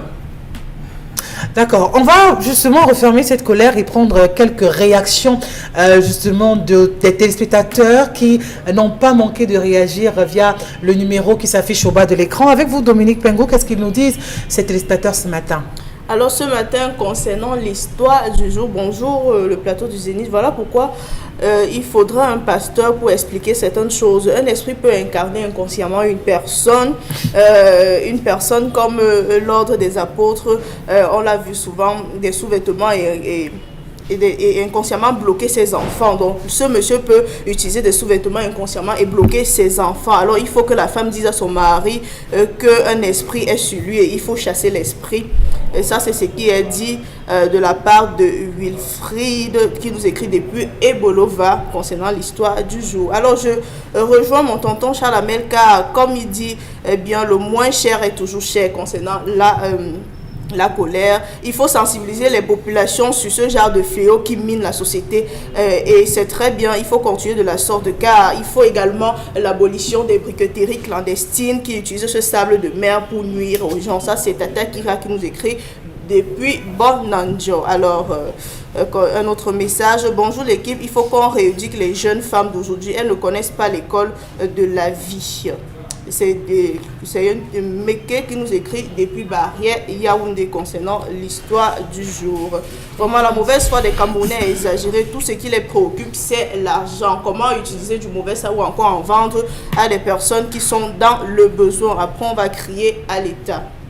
Salut le plateau, il faut frapper le poing sur la table car il y a des parents sorciers, des mères comme des pères. Mais la personne qui identifie ce problème doit être en mesure de le solutionner. En parlant de la colère, le Cameroun est connu comme un pays de faux. Ça, c'est un téléspectateur qui le précise. Donc, comme le Cameroun est connu comme un pays de faux, autant mieux rester dans ce faux. Prendre plaisir. Il a dit qu'il faut réparer. Il a dit qu'il faut réparer. Et à votre avis, qui pourra mieux réparer? C'est la famille. Revenez à vos coutumes, revenez à vos origines. Si la Chine a pris l'envol qu'elle a pris aujourd'hui, parce que quand Mao vient, il vous dit, laissez-moi ces églises, il revient au confucianisme. Le confucianisme, c'est ça. Mais quand une famille africaine s'est réunie, dit, non, nous les témoins de Jéhovah, on n'aime pas le sang, là, vous parlez de transfusion sanguine. Non, nous les catholiques, d'abord, on a commencé le cartoon Pascal. Vraiment, on n'aime pas. Le tridoum Pascal. Vraiment. Ben, tout comme chez les Bantous également, il y en a qui vous diront on ne fait pas ci, on ne fait pas ça, on devrait faire ci, on devrait faire ça. Justement, on a dit nation, nègre, culture. Il n'y a qu'une seule culture africaine malgré les nations. Allez lire nation, nègre, culture. Nation au pluriel, nègre au pluriel, mais culture au singulier. Il n'y a qu'une seule culture. Justement, la différence, c'est ça la complexité. Quand vous sucez l'orange, il y en a qui sucent l'orange, ne connaissent pas l'oranger. Ouais. Voilà. Maintenant, quand vous avez la feuille de l'orange, vous ne saurez pas que ça sort de l'oranger. Ouais. Donc, c'est nous, c'est cette complexité-là qu'on veut vous faire croire que quand vous avez l'orange, ne dites pas que vous êtes différent que celui qui est assis sur la branche. Vous êtes différent de celui qui a la feuille. C'est ça la complexité de la culture. On poursuit avec les messages, Dominique Pengo. Bonjour le panel. Concernant l'histoire du jour, je dirais que ces enfants sont tout simplement paresseux. Et concernant le pasteur de cette femme, je dirais que tout flatteur vit aux dépens de celui qui l'écoute. C'est Abdou qui signe le message depuis la ville de Tcham. Les Camerounais qui sont au chômage sont paresseux. Chers jeunes, si on ne vous recrute pas pour ce que vous avez appris, on vous recrutera pour ce que vous savez faire. Et dans ce que vous savez faire, vous allez mettre ce que vous avez appris. Bonjour à vous là-bas sur le plateau. J'ai une question pour mon papa Mbombo. Si les ancêtres ont une puissance, comme vous le dites si bien, pourquoi lorsque les jeunes profanent les tombeaux, les ancêtres ne les punissent pas avec des accidents de circulation ou encore pour leur faire regretter leurs actes? Est-ce qu'on connaît la suite? Voilà. Est-ce que vous connaissez donc la suite? Sur... J'ai dit ici, quand l'émission commençait, revenez retracer en 2016, le ciel du Cameroun s'est assombri, le sang va couler. Et comme nous avons tourné le dos à Dieu, le sang va couler et nous allons passer des moments de désolation. J'ai fait comment pour savoir ça? Justement, c'est scientifique. Quand vous êtes dans la physique quantique, avec le quantum d'état, vous voyez comment l'énergie se développe et vous êtes en mesure de dire que dans 2 ans, si ceci n'est pas fait, ceci sera fait. Dans vous aimez le spectacle. Nos ancêtres ne sont pas dans le spectacle parce que le cerveau d'un Africain est large et élastique. Il sait que s'il y a ceci, quelqu'un d'autre peut avoir une autre vision. Nous ne sommes pas comme les Occidentaux qui disent l'homme est le maître du monde. Et qui non, nous ne vit pas, un Africain ne vit pas comme ça. D'accord, Dominique Pengo. Bonjour, le plateau du Zénith et merci de nous éclairer chaque jour. Alors, l'autre jour, je me suis rendue à une briqueterie du quartier pour acheter des parpaings. Il fallait venir voir comment ces parpaings s'effritaient, on dirait des biscuits. On pense construire un abri où dormir, mais là, on construit notre propre tombe. C'est depuis PK8, le message. Est-ce que ce n'est pas la faute aussi des populations? Parce que on sait tous les briqueteries dans lesquelles les parpaings sont mal faits, mais on prend quand même sur soi d'aller d'acheter. C'est les communes d'arrondissement qui avaient leurs différentes brigades. Ils saisissent toutes les représentations départementales, régionales, ils descendent là-bas. On doit si le travail n'est pas fait, les incarcérer. On peut décider délibérément de ne pas se rendre dans un tel espace où ce qu'on aura ne sera pas... N'oubliez pas quelque chose. Hier, nous abordons la question des dérives tribales, des discours haineux. Aujourd'hui, sans le vouloir, le régime depuis 10 ans a provoqué ce qu'on appelle un repli identitaire. Vous ne vous rendez pas compte, mais c'est là. Lorsque je vais acheter quelque chose, parce qu'on est en train de concevoir ça déjà dans la tête, la première personne à qui je pense, c'est mon frère. Alors que c'est ce gars qui te tue. Oui, c'est ce frère-là qui te tue. Oui, il faut le dire. Vous allez penser, non, je vais chez mon frère. On dit qu'il y a une microfinance qui existe. Ah, ça devient la microfinance de notre frère. Tout le monde va mettre l'argent là-bas. Demain, quand on procède par détournement, on commence à se plaindre. Oh, notre frère nous a... Allez, regardez, hein, c'est ça ce qu'on vit aujourd'hui. Il faudrait que les Camerounais sortent déjà de cette mentalité préconçue. Première chose. Oui. Deuxième chose, qu'au lieu d'aller discuter, je n'ai pas besoin de discuter avec un gars de briqueterie. Je me rends compte qu'il fait du faux. Je m'en vais d'abord à la mairie. Parce que ce gars paye le ticket. Bien sûr. Ce gars, donc, c'est l'État qui autorise le faux. Je commence par la mairie. Après la mairie, si je n'ai pas les éléments probants, je descends maintenant à la gendarmerie. J'ouvre ça du jour où je suis la procédure normale en y incluant la mairie. Pourquoi la mairie va-t-elle prendre l'argent chez un faussaire? C'est la mairie qui encourage. Et vous avez suivi ce qu'a dit Dominique Pengo, qui est, pour moi, à mon avis, je crois qu'on devrait s'intéresser à cela. Que ce soit des conseillers municipaux qui sont des trafiquants, qui tuent le sable de mer pour pouvoir vendre et faire des... Mais c'est grave.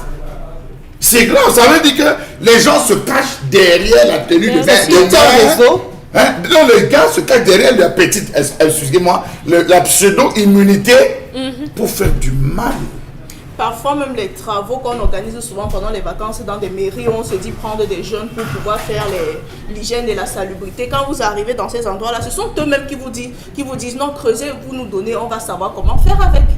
Ils prennent ce sable-là, ils vont aller commercialiser à ces fabricants de parpaings et bien plus. Vraiment, et ils savent très bien tout ce que ça comporte comme conséquence. On marque un autre arrêt dans ce programme pour faire un clin d'œil à nos partenaires. Ce matin, on a une fois de plus Consti Lamine et Minette pour nous parler de l'Institut universitaire privé bilingue Les Armandins.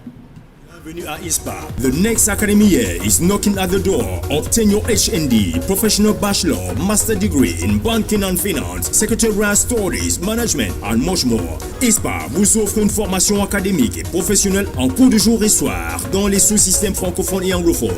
Obtenez le BTS, licence et master professionnel en gestion, spécialité, banque et finance, logistique et transport, génie informatique, génie civil, santé en soins infirmiers, sciences et techniques biomédicales, sage-femme. ISPA et à Yaoundé, Ngomkana, rue Face Immeuble Macabo. Contact 699 83 83 42. WhatsApp 661 16 19 10. Site web ispa-amandin.com. ISPA, notre savoir-faire à la construction du leadership de demain. Alors, honneur aux dames et avec Madame Temlimbet Minette, voilà, vous allez nous présenter la filière à gestion pour le sous-système anglophone. De quoi s'agit-il exactement?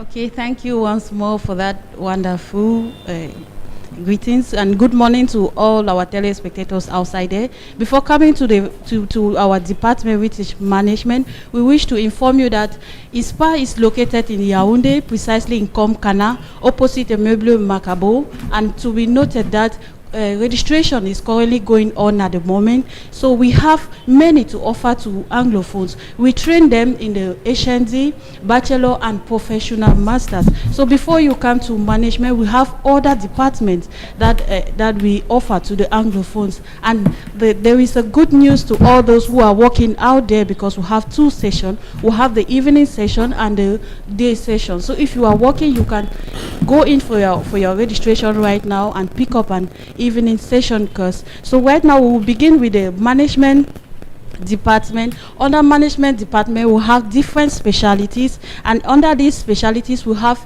human resource management, we have project management, we have logistic and transport management, we have taxation, we have assistant management, we have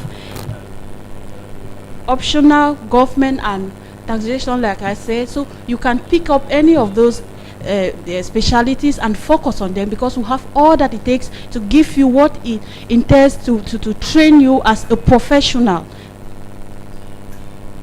Merci. Et on a bien envie de savoir ou encore de poursuivre avec la filière commerce. Ce sera bien évidemment avec Consti Lamine qui va bien pouvoir à ce niveau nous expliquer justement filière commerce, ou encore parler nous de cette orientation et de cette filière commerce-vente à l'ISPA. Alors déjà, merci à nous, nombreux téléspectateurs, merci à tous les parents, merci à tous les étudiants qui ne cessent de faire confiance à l'Institut universitaire privé bilingue Les Armandins. Comme l'a dit ma collaboratrice Temminette, nous sommes à Yaoundé, en plein cœur du quartier Komkana, en face de l'immeuble Macabo. Ça fait plusieurs années d'expérience. Nous allons commencer donc par l'orientation du côté bien sûr de l'ISPA. Vous êtes nombreux à obtenir le baccalauréat pour cette année 2021. Vous êtes nombreux à la recherche d'une école supérieure de qualité. Alors je vous recommande de choisir l'Institut supérieur universitaire bilingue Les Armandins. Alors, parlons donc de l'orientation. L'ISPA met à la disposition des étudiants, que ce soit en cycle BTS, HND, Master, Bachelor Degree, des conseillers d'orientation professionnelle. Oui, parce que le tout n'est pas de choisir une filière de formation. Le tout, c'est-à-dire n'est pas de s'inscrire dans une université. Il faudrait commencer d'abord par l'orientation, parce qu'il y a des gens qui viennent avec une idée calée dans la tête. J'ai envie de faire l'informatique, je veux faire dans la gestion, je veux faire dans le marketing, mais une fois qu'ils sont reçus par nos conseillers d'orientation, on leur donne le chemin indiqué, un chemin adapté pour une formation de qualité. Il faut également rappeler que les conseillers d'orientation à ISPA sont assistés par des psychologues, sont assistés par une équipe de professionnels, accompagnés également par des professionnels dans chaque domaine, dans chaque filière, du côté bien sûr de l'ISPA. C'est donc ça l'orientation à l'Institut supérieur universitaire bilingue Les Armandins. Parlons donc de la filière commerce-vente. C'est une filière qui fait partie de toutes ces filières que vous retrouverez, que ce soit en cours du jour ou en cours du soir à ISPA. Et cette filière a deux grandes spécialités. Et vous savez très bien, quand on parle marketing, quand on parle vente, on voit directement Consti Lamine. C'est une filière qui m'intéresse personnellement, raison pour laquelle je la recommande vivement à ces nouveaux bacheliers, à ceux-là qui ont un BTS.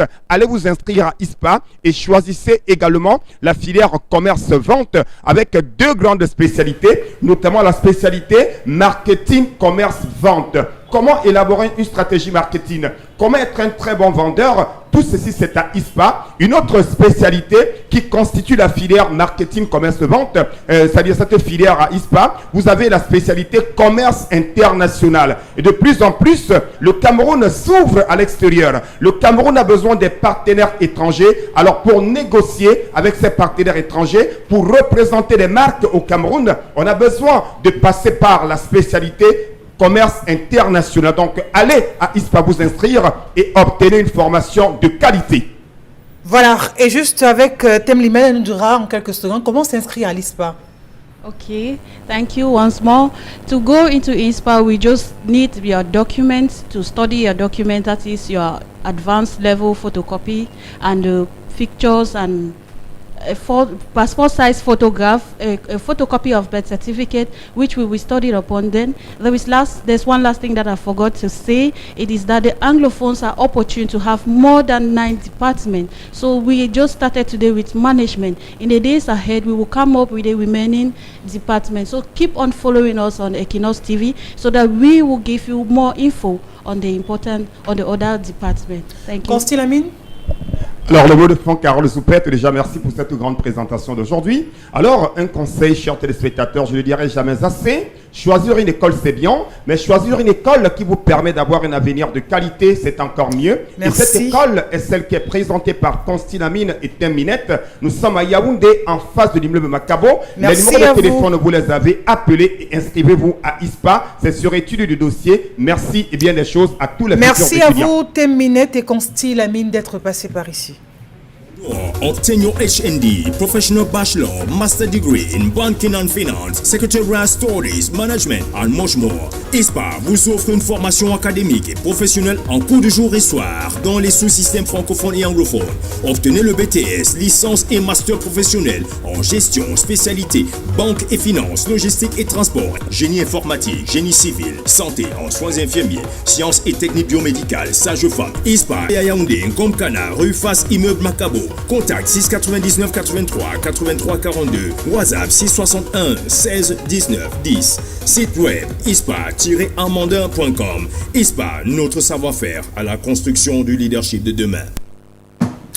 Alors, de retour dans ce studio pour continuer ce périple, encore ce programme avec vous, amis téléspectateurs. Si vous nous rejoignez seulement à l'instant, 11h passées de 30 minutes, c'est 10-12, le Zénith, autre production donc de ce mardi 10 août 2021. Nous sommes mardi et mardi prochain sera le 17 août, une date plutôt fatidique, un tournant plutôt décisif, oui, parce qu'on parle donc de cette journée de tirage au sort pour la CAN Total Énergie 2021. Bonbon Bégan, la question reste toujours la même. Le Cameroun sera-t-il prêt le jour dit? Non, le problème ne se pose plus de cette manière. Le Cameroun va abriter sa Coupe des Nations, oui, la session, mais elle ne sera pas prête. Elle va faire. C'est comme ça. J'ai entendu dans certains coulisses à Yaoundé, on disait, mais même ceux qui étaient au Gabon, on a gagné là. Il y avait encore l'odeur, on lui met encore l'odeur de la peinture et tout. Comment vous pensez que nous on peut... Bon, voilà. Donc en fait, la bataille est là, la FIFA, c'est pour ça qu'on a soutenu l'équipe qui est encore à Africa Foot. La CAF également, il a dit que non, donnons ça, on a promis que ça devait être pour le Cameroun, donnons leur cette possibilité de l'abriter. Fermons les yeux sur le reste.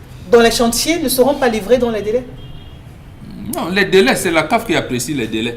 Donc, quand ils ont déjà, vous savez, elle a eu du mal à fixer une date, oui, pour le tirage au sort, comme vous avez dit. Bon, quand j'ai dit elle a eu du mal, elle n'a pas eu du mal. Elle a dit au gouvernement, bon, vous allez nous communiquer une date qui ne verrait pas voir, j'allais dire, l'amateurisme dans la construction. Donc, essayons de voir, c'est nous qui gérons la compétition, c'est nous qui validons. Donc, quand on viendra pour le tirage au sort des différentes poules, c'est nous qui apprécierons, on dira que bon, c'est bon, c'est bon, c'est bon. Donc c'est pour ça qu'on n'a pas fait ça avant. Ça allait dire que la presse étrangère allait être là à faire des reportages par-ci. Mais le jour du tirage au sort, vous venez pour comprendre les poules. Donc ça oriente les angles d'attaque des papiers des journalistes. Oui, tel poule, Maroc, Cameroun. Après, vous direz, stade d'ouverture là-bas, mât de clôture, ainsi de suite. Bon, on va orienter les journalistes dans les sites et non plus pour venir fouiller votre nez là où il y a les embouteillages à la pénétrante est ou ouest. Mais moi, je veux quand même savoir, Charles Hamel, puisque c'est le tirage au sort de la CAN, c'est quand même le premier temps fort de cette compétition que grande messe du football africain, si on peut le dire ainsi, que le Cameroun va abriter après celle de 72. Ça veut dire qu'on saura les équipes, on sera fixé peut-être sur les villes et tout ce qui va avec, un ensemble d'éléments, mais on n'a pas suffisamment de réponses quand on regarde tout ce qui devrait être fait. Le Cameroun n'a jamais été prêt. Même en 72, que vous dites, le Cameroun n'était pas prêt. Non, mais les deux stades ne sont jamais finis. C'est ça de dire que le Cameroun le stade Fadena, mais entre 72 et 2021, le fossé Camerounais. Quand vous avez une affaire à gérer avec un Camerounais, le Camerounais, c'est la dernière heure. Même à l'école, c'est lorsqu'on dit que voilà le maître que tout le monde entre en classe. Les Camerounais, c'est la dernière heure. Le Camerounais ne connaît pas se presser. Donc c'est lorsqu'on dit que voilà les mariés que tout le monde entre en salle. Les mariés sont déjà là, tout le monde sort des maisons. C'est ça le Camerounais. Les Camerounais ne savent pas se presser. Vous allez vous rendre compte qu'il y a des journaux qui ont déjà titré « Allez voir les chantiers des hôtels ». Allez voir les chantiers des hôtels. Allez voir les axes routiers. Si déjà la pénétrante, même on n'a pas réussi à adapter une fluidité au niveau de la pénétrante ouest. Vous faites encore 4 heures de temps pour quitter Bonabéry pour aller l'ouest. Il y a le stade de Limbé. Vous vous rappelez que pendant la CHAN, il y a eu tellement une complexité terrible. On était obligé de mettre les posters des joueurs avec 2 ou 3 motards pour ouvrir la route. Voilà ce à quoi on est réduit au Cameroun. On va parler des hôtels, on va parler de la connexion. La connexion, je parle de la connexion. Ils ont exigé, les agents de la CAF avaient exigé une qualité de connexion. Est-ce qu'on a atteint ce niveau de connexion Internet? Point d'interrogation. Ils avaient abordé la question de la prise en charge en termes d'ambulance, en termes de services d'accueil, en termes du réaménagement, l'hôpital central, l'hôpital général et tout. Est-ce que ça a été pris? Vous savez, c'est comme ça qu'on vit au Cameroun. On prend ce qui ne marche pas et on remplace. Donc on se réjouit simplement du fait qu'on va au moins abriter cette compétition. Au prix que cela a coûté. Il y a un prix. Ne pensez pas que c'est pour vos beaux yeux. Il y a un prix. Vous avez vu le ballet des réceptions présidentielles, ceci, cela. Ça a un prix. Et on a payé le prix. Donc disons, bon, je suis à sa suite. Ça va être organisé, mais dans les conditions qu'on connaît. D'autres ont commencé à dire qu'on est parti en Angola, c'était comment? À la classe du Kabila, on tirait même. Il y avait les situations, ça a été comment? Donc, on va le faire. Et ça s'est joué dans ces conditions-là. Donc, on pourra aussi faire comme certains. C'est ce qu'on se dira, une canne à la camerounaise. La revue des réseaux sociaux, c'est tout de suite avec Dominique Pengo. Alors, la revue des réseaux sociaux ce matin s'intéresse à l'annonce officielle du décès de Christian Penda Ekoka. On peut ouvrir cette revue avec cette déclaration de Wilfried Kanga. Et témoignez, moi, quand je suis encore en vie, n'attendez pas le jour de ma mort pour des hommages caméléons. Alors, depuis l'annonce du décès de Christian Penda Ekoka le 8 août, le soir du 8 août dernier, des leaders politiques, plusieurs leaders politiques se prononcent par rapport à cela.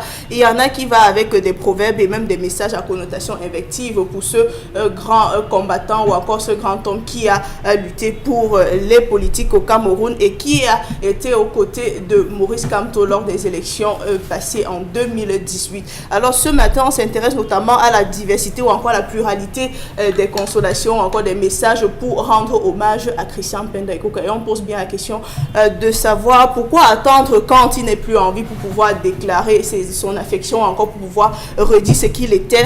Il va de soi, on parle notamment des leaders tels que Edith Kawala, on parle de Serge Espoir Matomba, on parle de plusieurs autres, on parle même de Célestin Djamen qui est le plus touché dans cette histoire, c'est Maurice Kamto qui a fait 2 sorties par rapport au décès de Christian Penda Ekoka.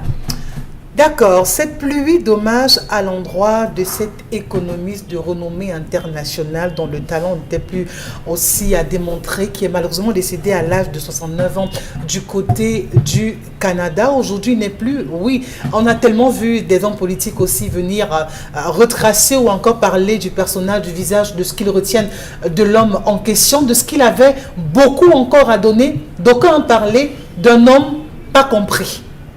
Oui. J'ai eu la chance de le connaître depuis des années 80. Il était au cadre de la Société nationale d'investissement.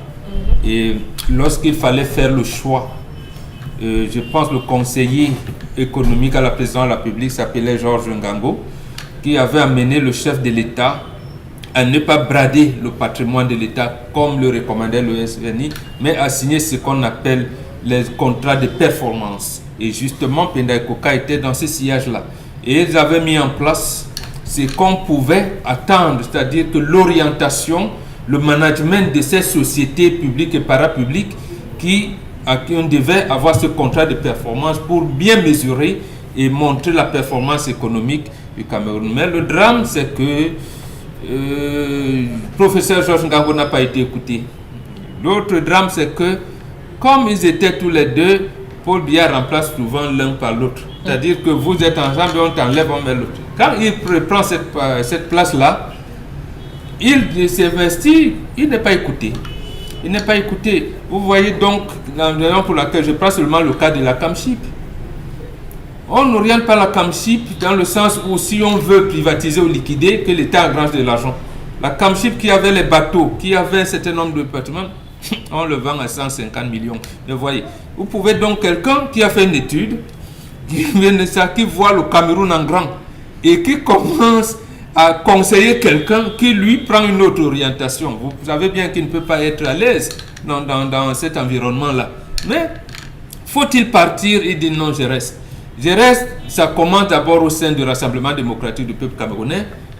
Ils sont derrière Jean-Jacques Ekindi pour le mouvement progressiste. On verrouille. Jean-Jacques Ekindi part d'abord avec un certain nombre de gens, les Okbenden, de Sengakwa. Les autres restent. Plus tard, avec le professeur Mila Souté, Mve Limva, pour créer le mouvement des modernistes et des PC. Croyant à tort qu'ils allaient cette fois-là être écoutés par le président de la République, là encore, mal lui en a pris, on ne l'a jamais écouté. Donc vous voyez donc que sur le plan économique, il n'est pas écouté. Sur le plan politique, pas du tout.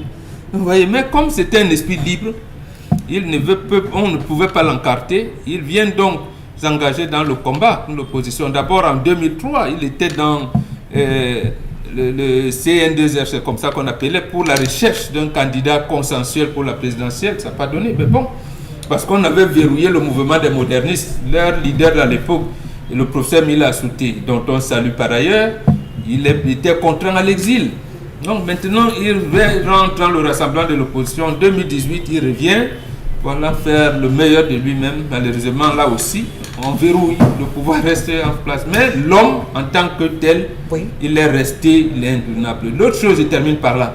Non, que les gens sachent. Parce que la vie, c'est le symbole. On dit la mort arrête tout. Quand on dit que la mort arrête tout, ça veut dire que vous ne pouvez plus témoigner, ou insulter ou reprocher quelqu'un parce qu'il n'est plus là pour vous répondre. Deuxièmement, en Afrique, même si vous avez des bisbilles, vous vous dites toujours que demain peut-être on pourra se revoir. Donc on a une certaine retenue, on garde la raison en toutes choses, mais ce n'est pas de l'hypocrisie. Ce n'est pas que si je dis je veux dévoiler le côté positif, ça veut dire pas dire qu'il n'avait pas de bisbilles, qu'il n'avait pas un côté négatif, mais qu'est-ce qu'on retient? Tout à l'heure, je vous ai dit, De Gaulle, il est le plus grand Français de tous les temps. On le place même devant Napoléon, devant Charlemagne qui a créé l'école. Mais attendez, tout le monde, la France parle de l'instruction, de ceci, mais pourquoi De Gaulle, lui, il est le plus grand Français de tous les temps? Parce que justement, on retient de lui un certain nombre de choses qui ont fait depuis la France, notamment, il gagne la Deuxième Guerre. Il dit aux Américains, je prends votre argent, mais je ne viens pas le temps. Les Allemands qui sont à côté là, on va faire un couple là, pour dominer l'Europe. Voilà où ils en sont aujourd'hui. Donc, on ne va pas dire que De Gaulle n'a pas créé la guerre de Biafra. C'est pas ça qu'on va relever. On va retenir de lui ce qu'il a fait de positif. Qu'est-ce qu'on retient de l'image de cet homme? Et vraiment, quand on pense au mouvement Agir, qu'est-ce que ça présage aussi, cette absence aujourd'hui, lui qui quitte la scène? Parlons de Christian Penda Ikoka. Dominique Audrey. À cette question, ça sera un peu compliqué de répondre parce que le mouvement en lui-même n'a pas été très présent, n'est pas très présent sur la scène. Pourtant, c'est un mouvement à la base qui est un mouvement de la société civile qui est censé porter un certain nombre de récriminations et autres. Malheureusement, sur la scène, on voit d'autres mouvements qui se déploient au détriment de ce parti-là, de ce mouvement. Ce n'est pas un parti, c'est juste une association, si on peut dire ça comme ça. Ce qu'on retient, c'est qu'en dehors de la scène politique, c'était un économiste qui a travaillé énormément pour le Cameroun au niveau de la construction du pipeline Cameroun-Tchad, au niveau du PAD, du port autonome, et également avec la concession du contrat avec la SONEL. On retient également qu'il est l'auteur de l'œuvre Cameroun, c'est terre d'attractivité, un truc comme ça, terre d'opportunité, tout ça, oui. Et Cameroun, 3e millénaire. Aux personnes qui estiment que lorsqu'on meurt, on fait des éloges et tout, on peut avoir des récriminations contre quelqu'un, c'est humain, c'est normal. On sait comment, récemment, quelle est l'actualité qui tournait autour de lui, et des gens ont pris position, des gens ont pris des positions. Mais ça ne veut pas dire qu'on détestait la personne en elle-même. Ce sont généralement les actes des gens qu'on est appelés à juger. On peut ne pas aimer quelqu'un parce que la personne a des positions. Beaucoup à donner selon vous pour justement un meilleur avenir à ce pays. Bien sûr, on n'est pas toujours obligé d'être d'accord sur tous les sujets, mais est-ce que ça veut dire pour autant que si la personne a un problème, a des difficultés, on va tourner le doigt à la personne? Non. On a tous à redire sur ce que tout le monde dit ou bien sur ce que tout le monde fait. Donc il faut respecter cette personne pour ce qu'elle a fait de bien. Autre sujet à retenir. Oui. Si vous permettez, justement, si notre pays voulait développer les valeurs et donner des repères, Tendai Koka serait un Jacques Attali. Oui. Comme serait pour le Cameroun ce que Jacques Attali est pour la France. Mais malheureusement, on n'a pas écouté. Malheureusement. Autre sujet, Dominique? Oui, autre sujet ce matin, allons dans la Sanaga maritime avec les employés de la mairie de Pouma qui saisissent le sous-préfet via une note qui est sortie le 3 août qui n'a pas été répondue jusqu'à présent concernant des revendications qui ont été faites, des revendications stériles qui ont été depuis 8 mois de salaire impayé et des conditions de travail vraiment inaccessibles et un peu difficiles pour ces employés de la mairie qui crient alerte au sous-préfet de la localité. Le sous-préfet, c'est le préfet qui est le patron de la mairie. Bon.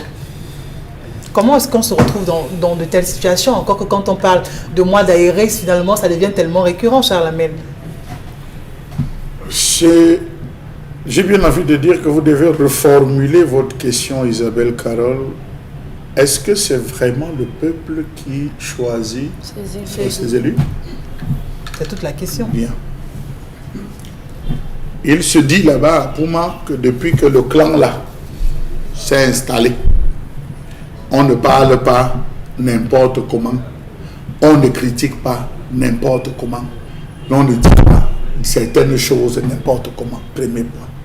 Deuxième point, tous les employés sont devenus des stagiaires. On a transformé la majeure partie des employés en stagiaires. Pour un peu que tu veux gueuler, stage non concluant, on te vire. Ça, c'est des personnes avec qui j'ai discuté, le personnel de cette mairie avec qui j'ai discuté. On peut aller jusqu'à Esseux. On peut aller jusque dans la commune d'Esseux, vous pouvez fouiller sur Internet. On peut aller jusqu'à Ezeka. On peut fouiller, vous allez vous rendre compte. On peut aller dans l'ouest aussi, parce qu'à l'ouest, il y en a plein. Hein? Oui. Et il y en a plein à l'ouest. Ou lorsque vous arrivez, vous voulez ouvrir la bouche, on dit, monsieur, tu fermes, tu me la boucles. Je ne vous dois rien. Je ne dois qu'à ceux qui m'ont mis là. Alors, à vous de choisir ou de rester ou de gagner la porte. Je dis, je ne fais que je ne rends compte qu'à ceux qui m'ont voté, qui m'ont mis là, pas vous. Ceux qui m'ont coopté, qui m'ont placé là. Et c'est là l'épineuse question. Qui met les maires, qui met en place, permettez-moi de parler comme au quartier, qui met les maires là où ils sont? C'est le RDPC. Question. La population est censée... Non, c'est pas la population. Oubliez la population. Oubliez la population. On a soulevé la question des briqueteries. Mais c'est dur pour la population.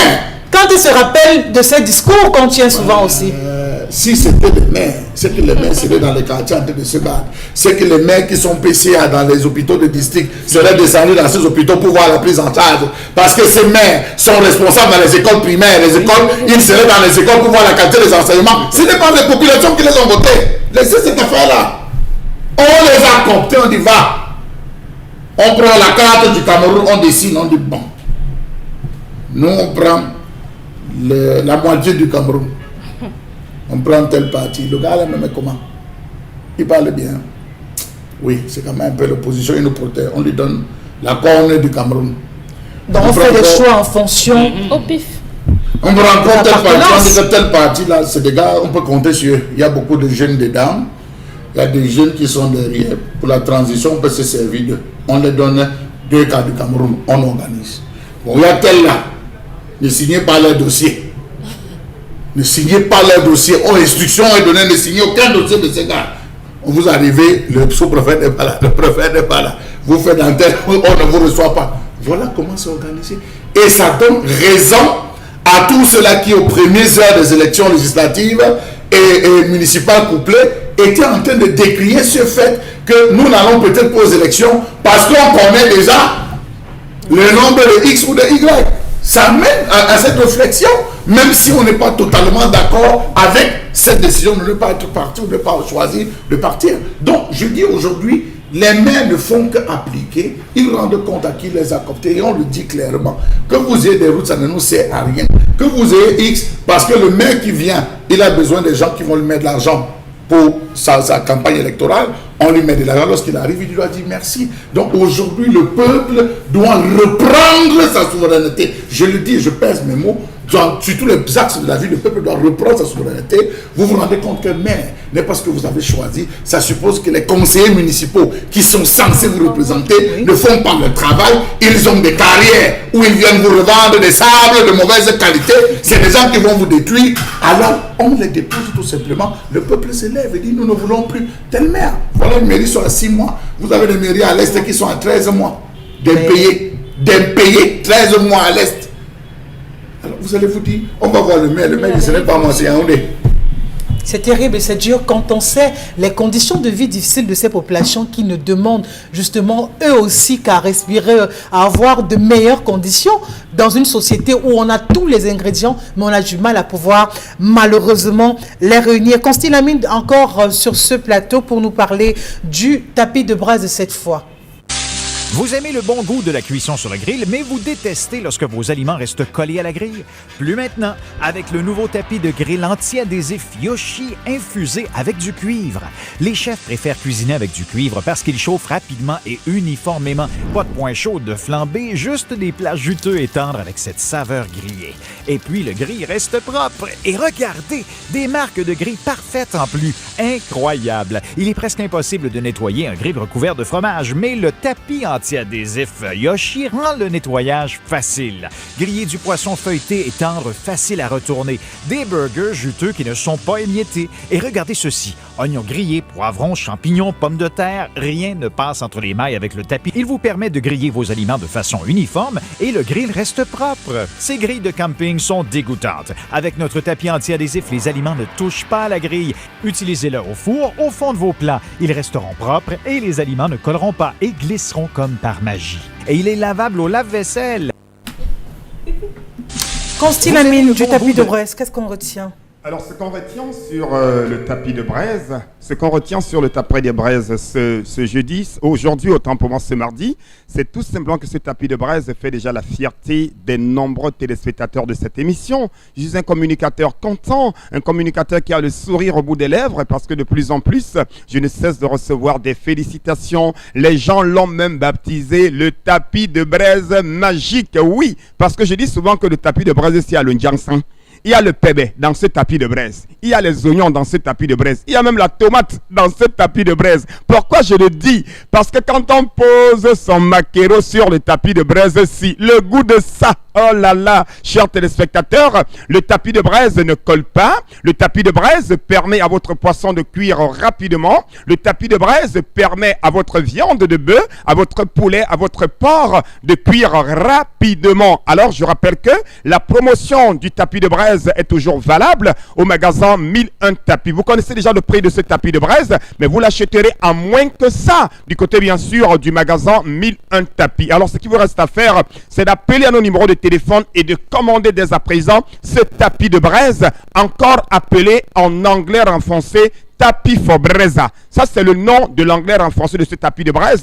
En espagnol, on l'appelle tapis Nyabumbasui. Donc moto tenye sengalemba tatan basango na banyango wapula te bumba nyomo wapula te bumba machwaron wapula te bumba yenda yande au magasin 1001 tapis ononge tapis Fobreza et banjana tapis Fobreza et dodi ouais na somwaji ta Carole Zoupet na bele bato bese au magasin 1001 tapis, c'est à Douala au Cameroun. Merci à vous, Consti Lamine, voilà, d'être revenu encore pour nous parler de ce tapis de braise. 10-12, le Zénith, c'est fini, terminé donc pour cette autre production de ce mardi. On va remercier toute la grande équipe chapeautée justement par Emmanuel Wapi, Cédric Chouna à la caméra, on n'oublie pas Carlo Minoué. Sur ce plateau, on salue toute la grande équipe qui m'a accompagné, voilà, juste simplement pour votre bonheur. Rendez-vous demain lorsqu'il sera 10h.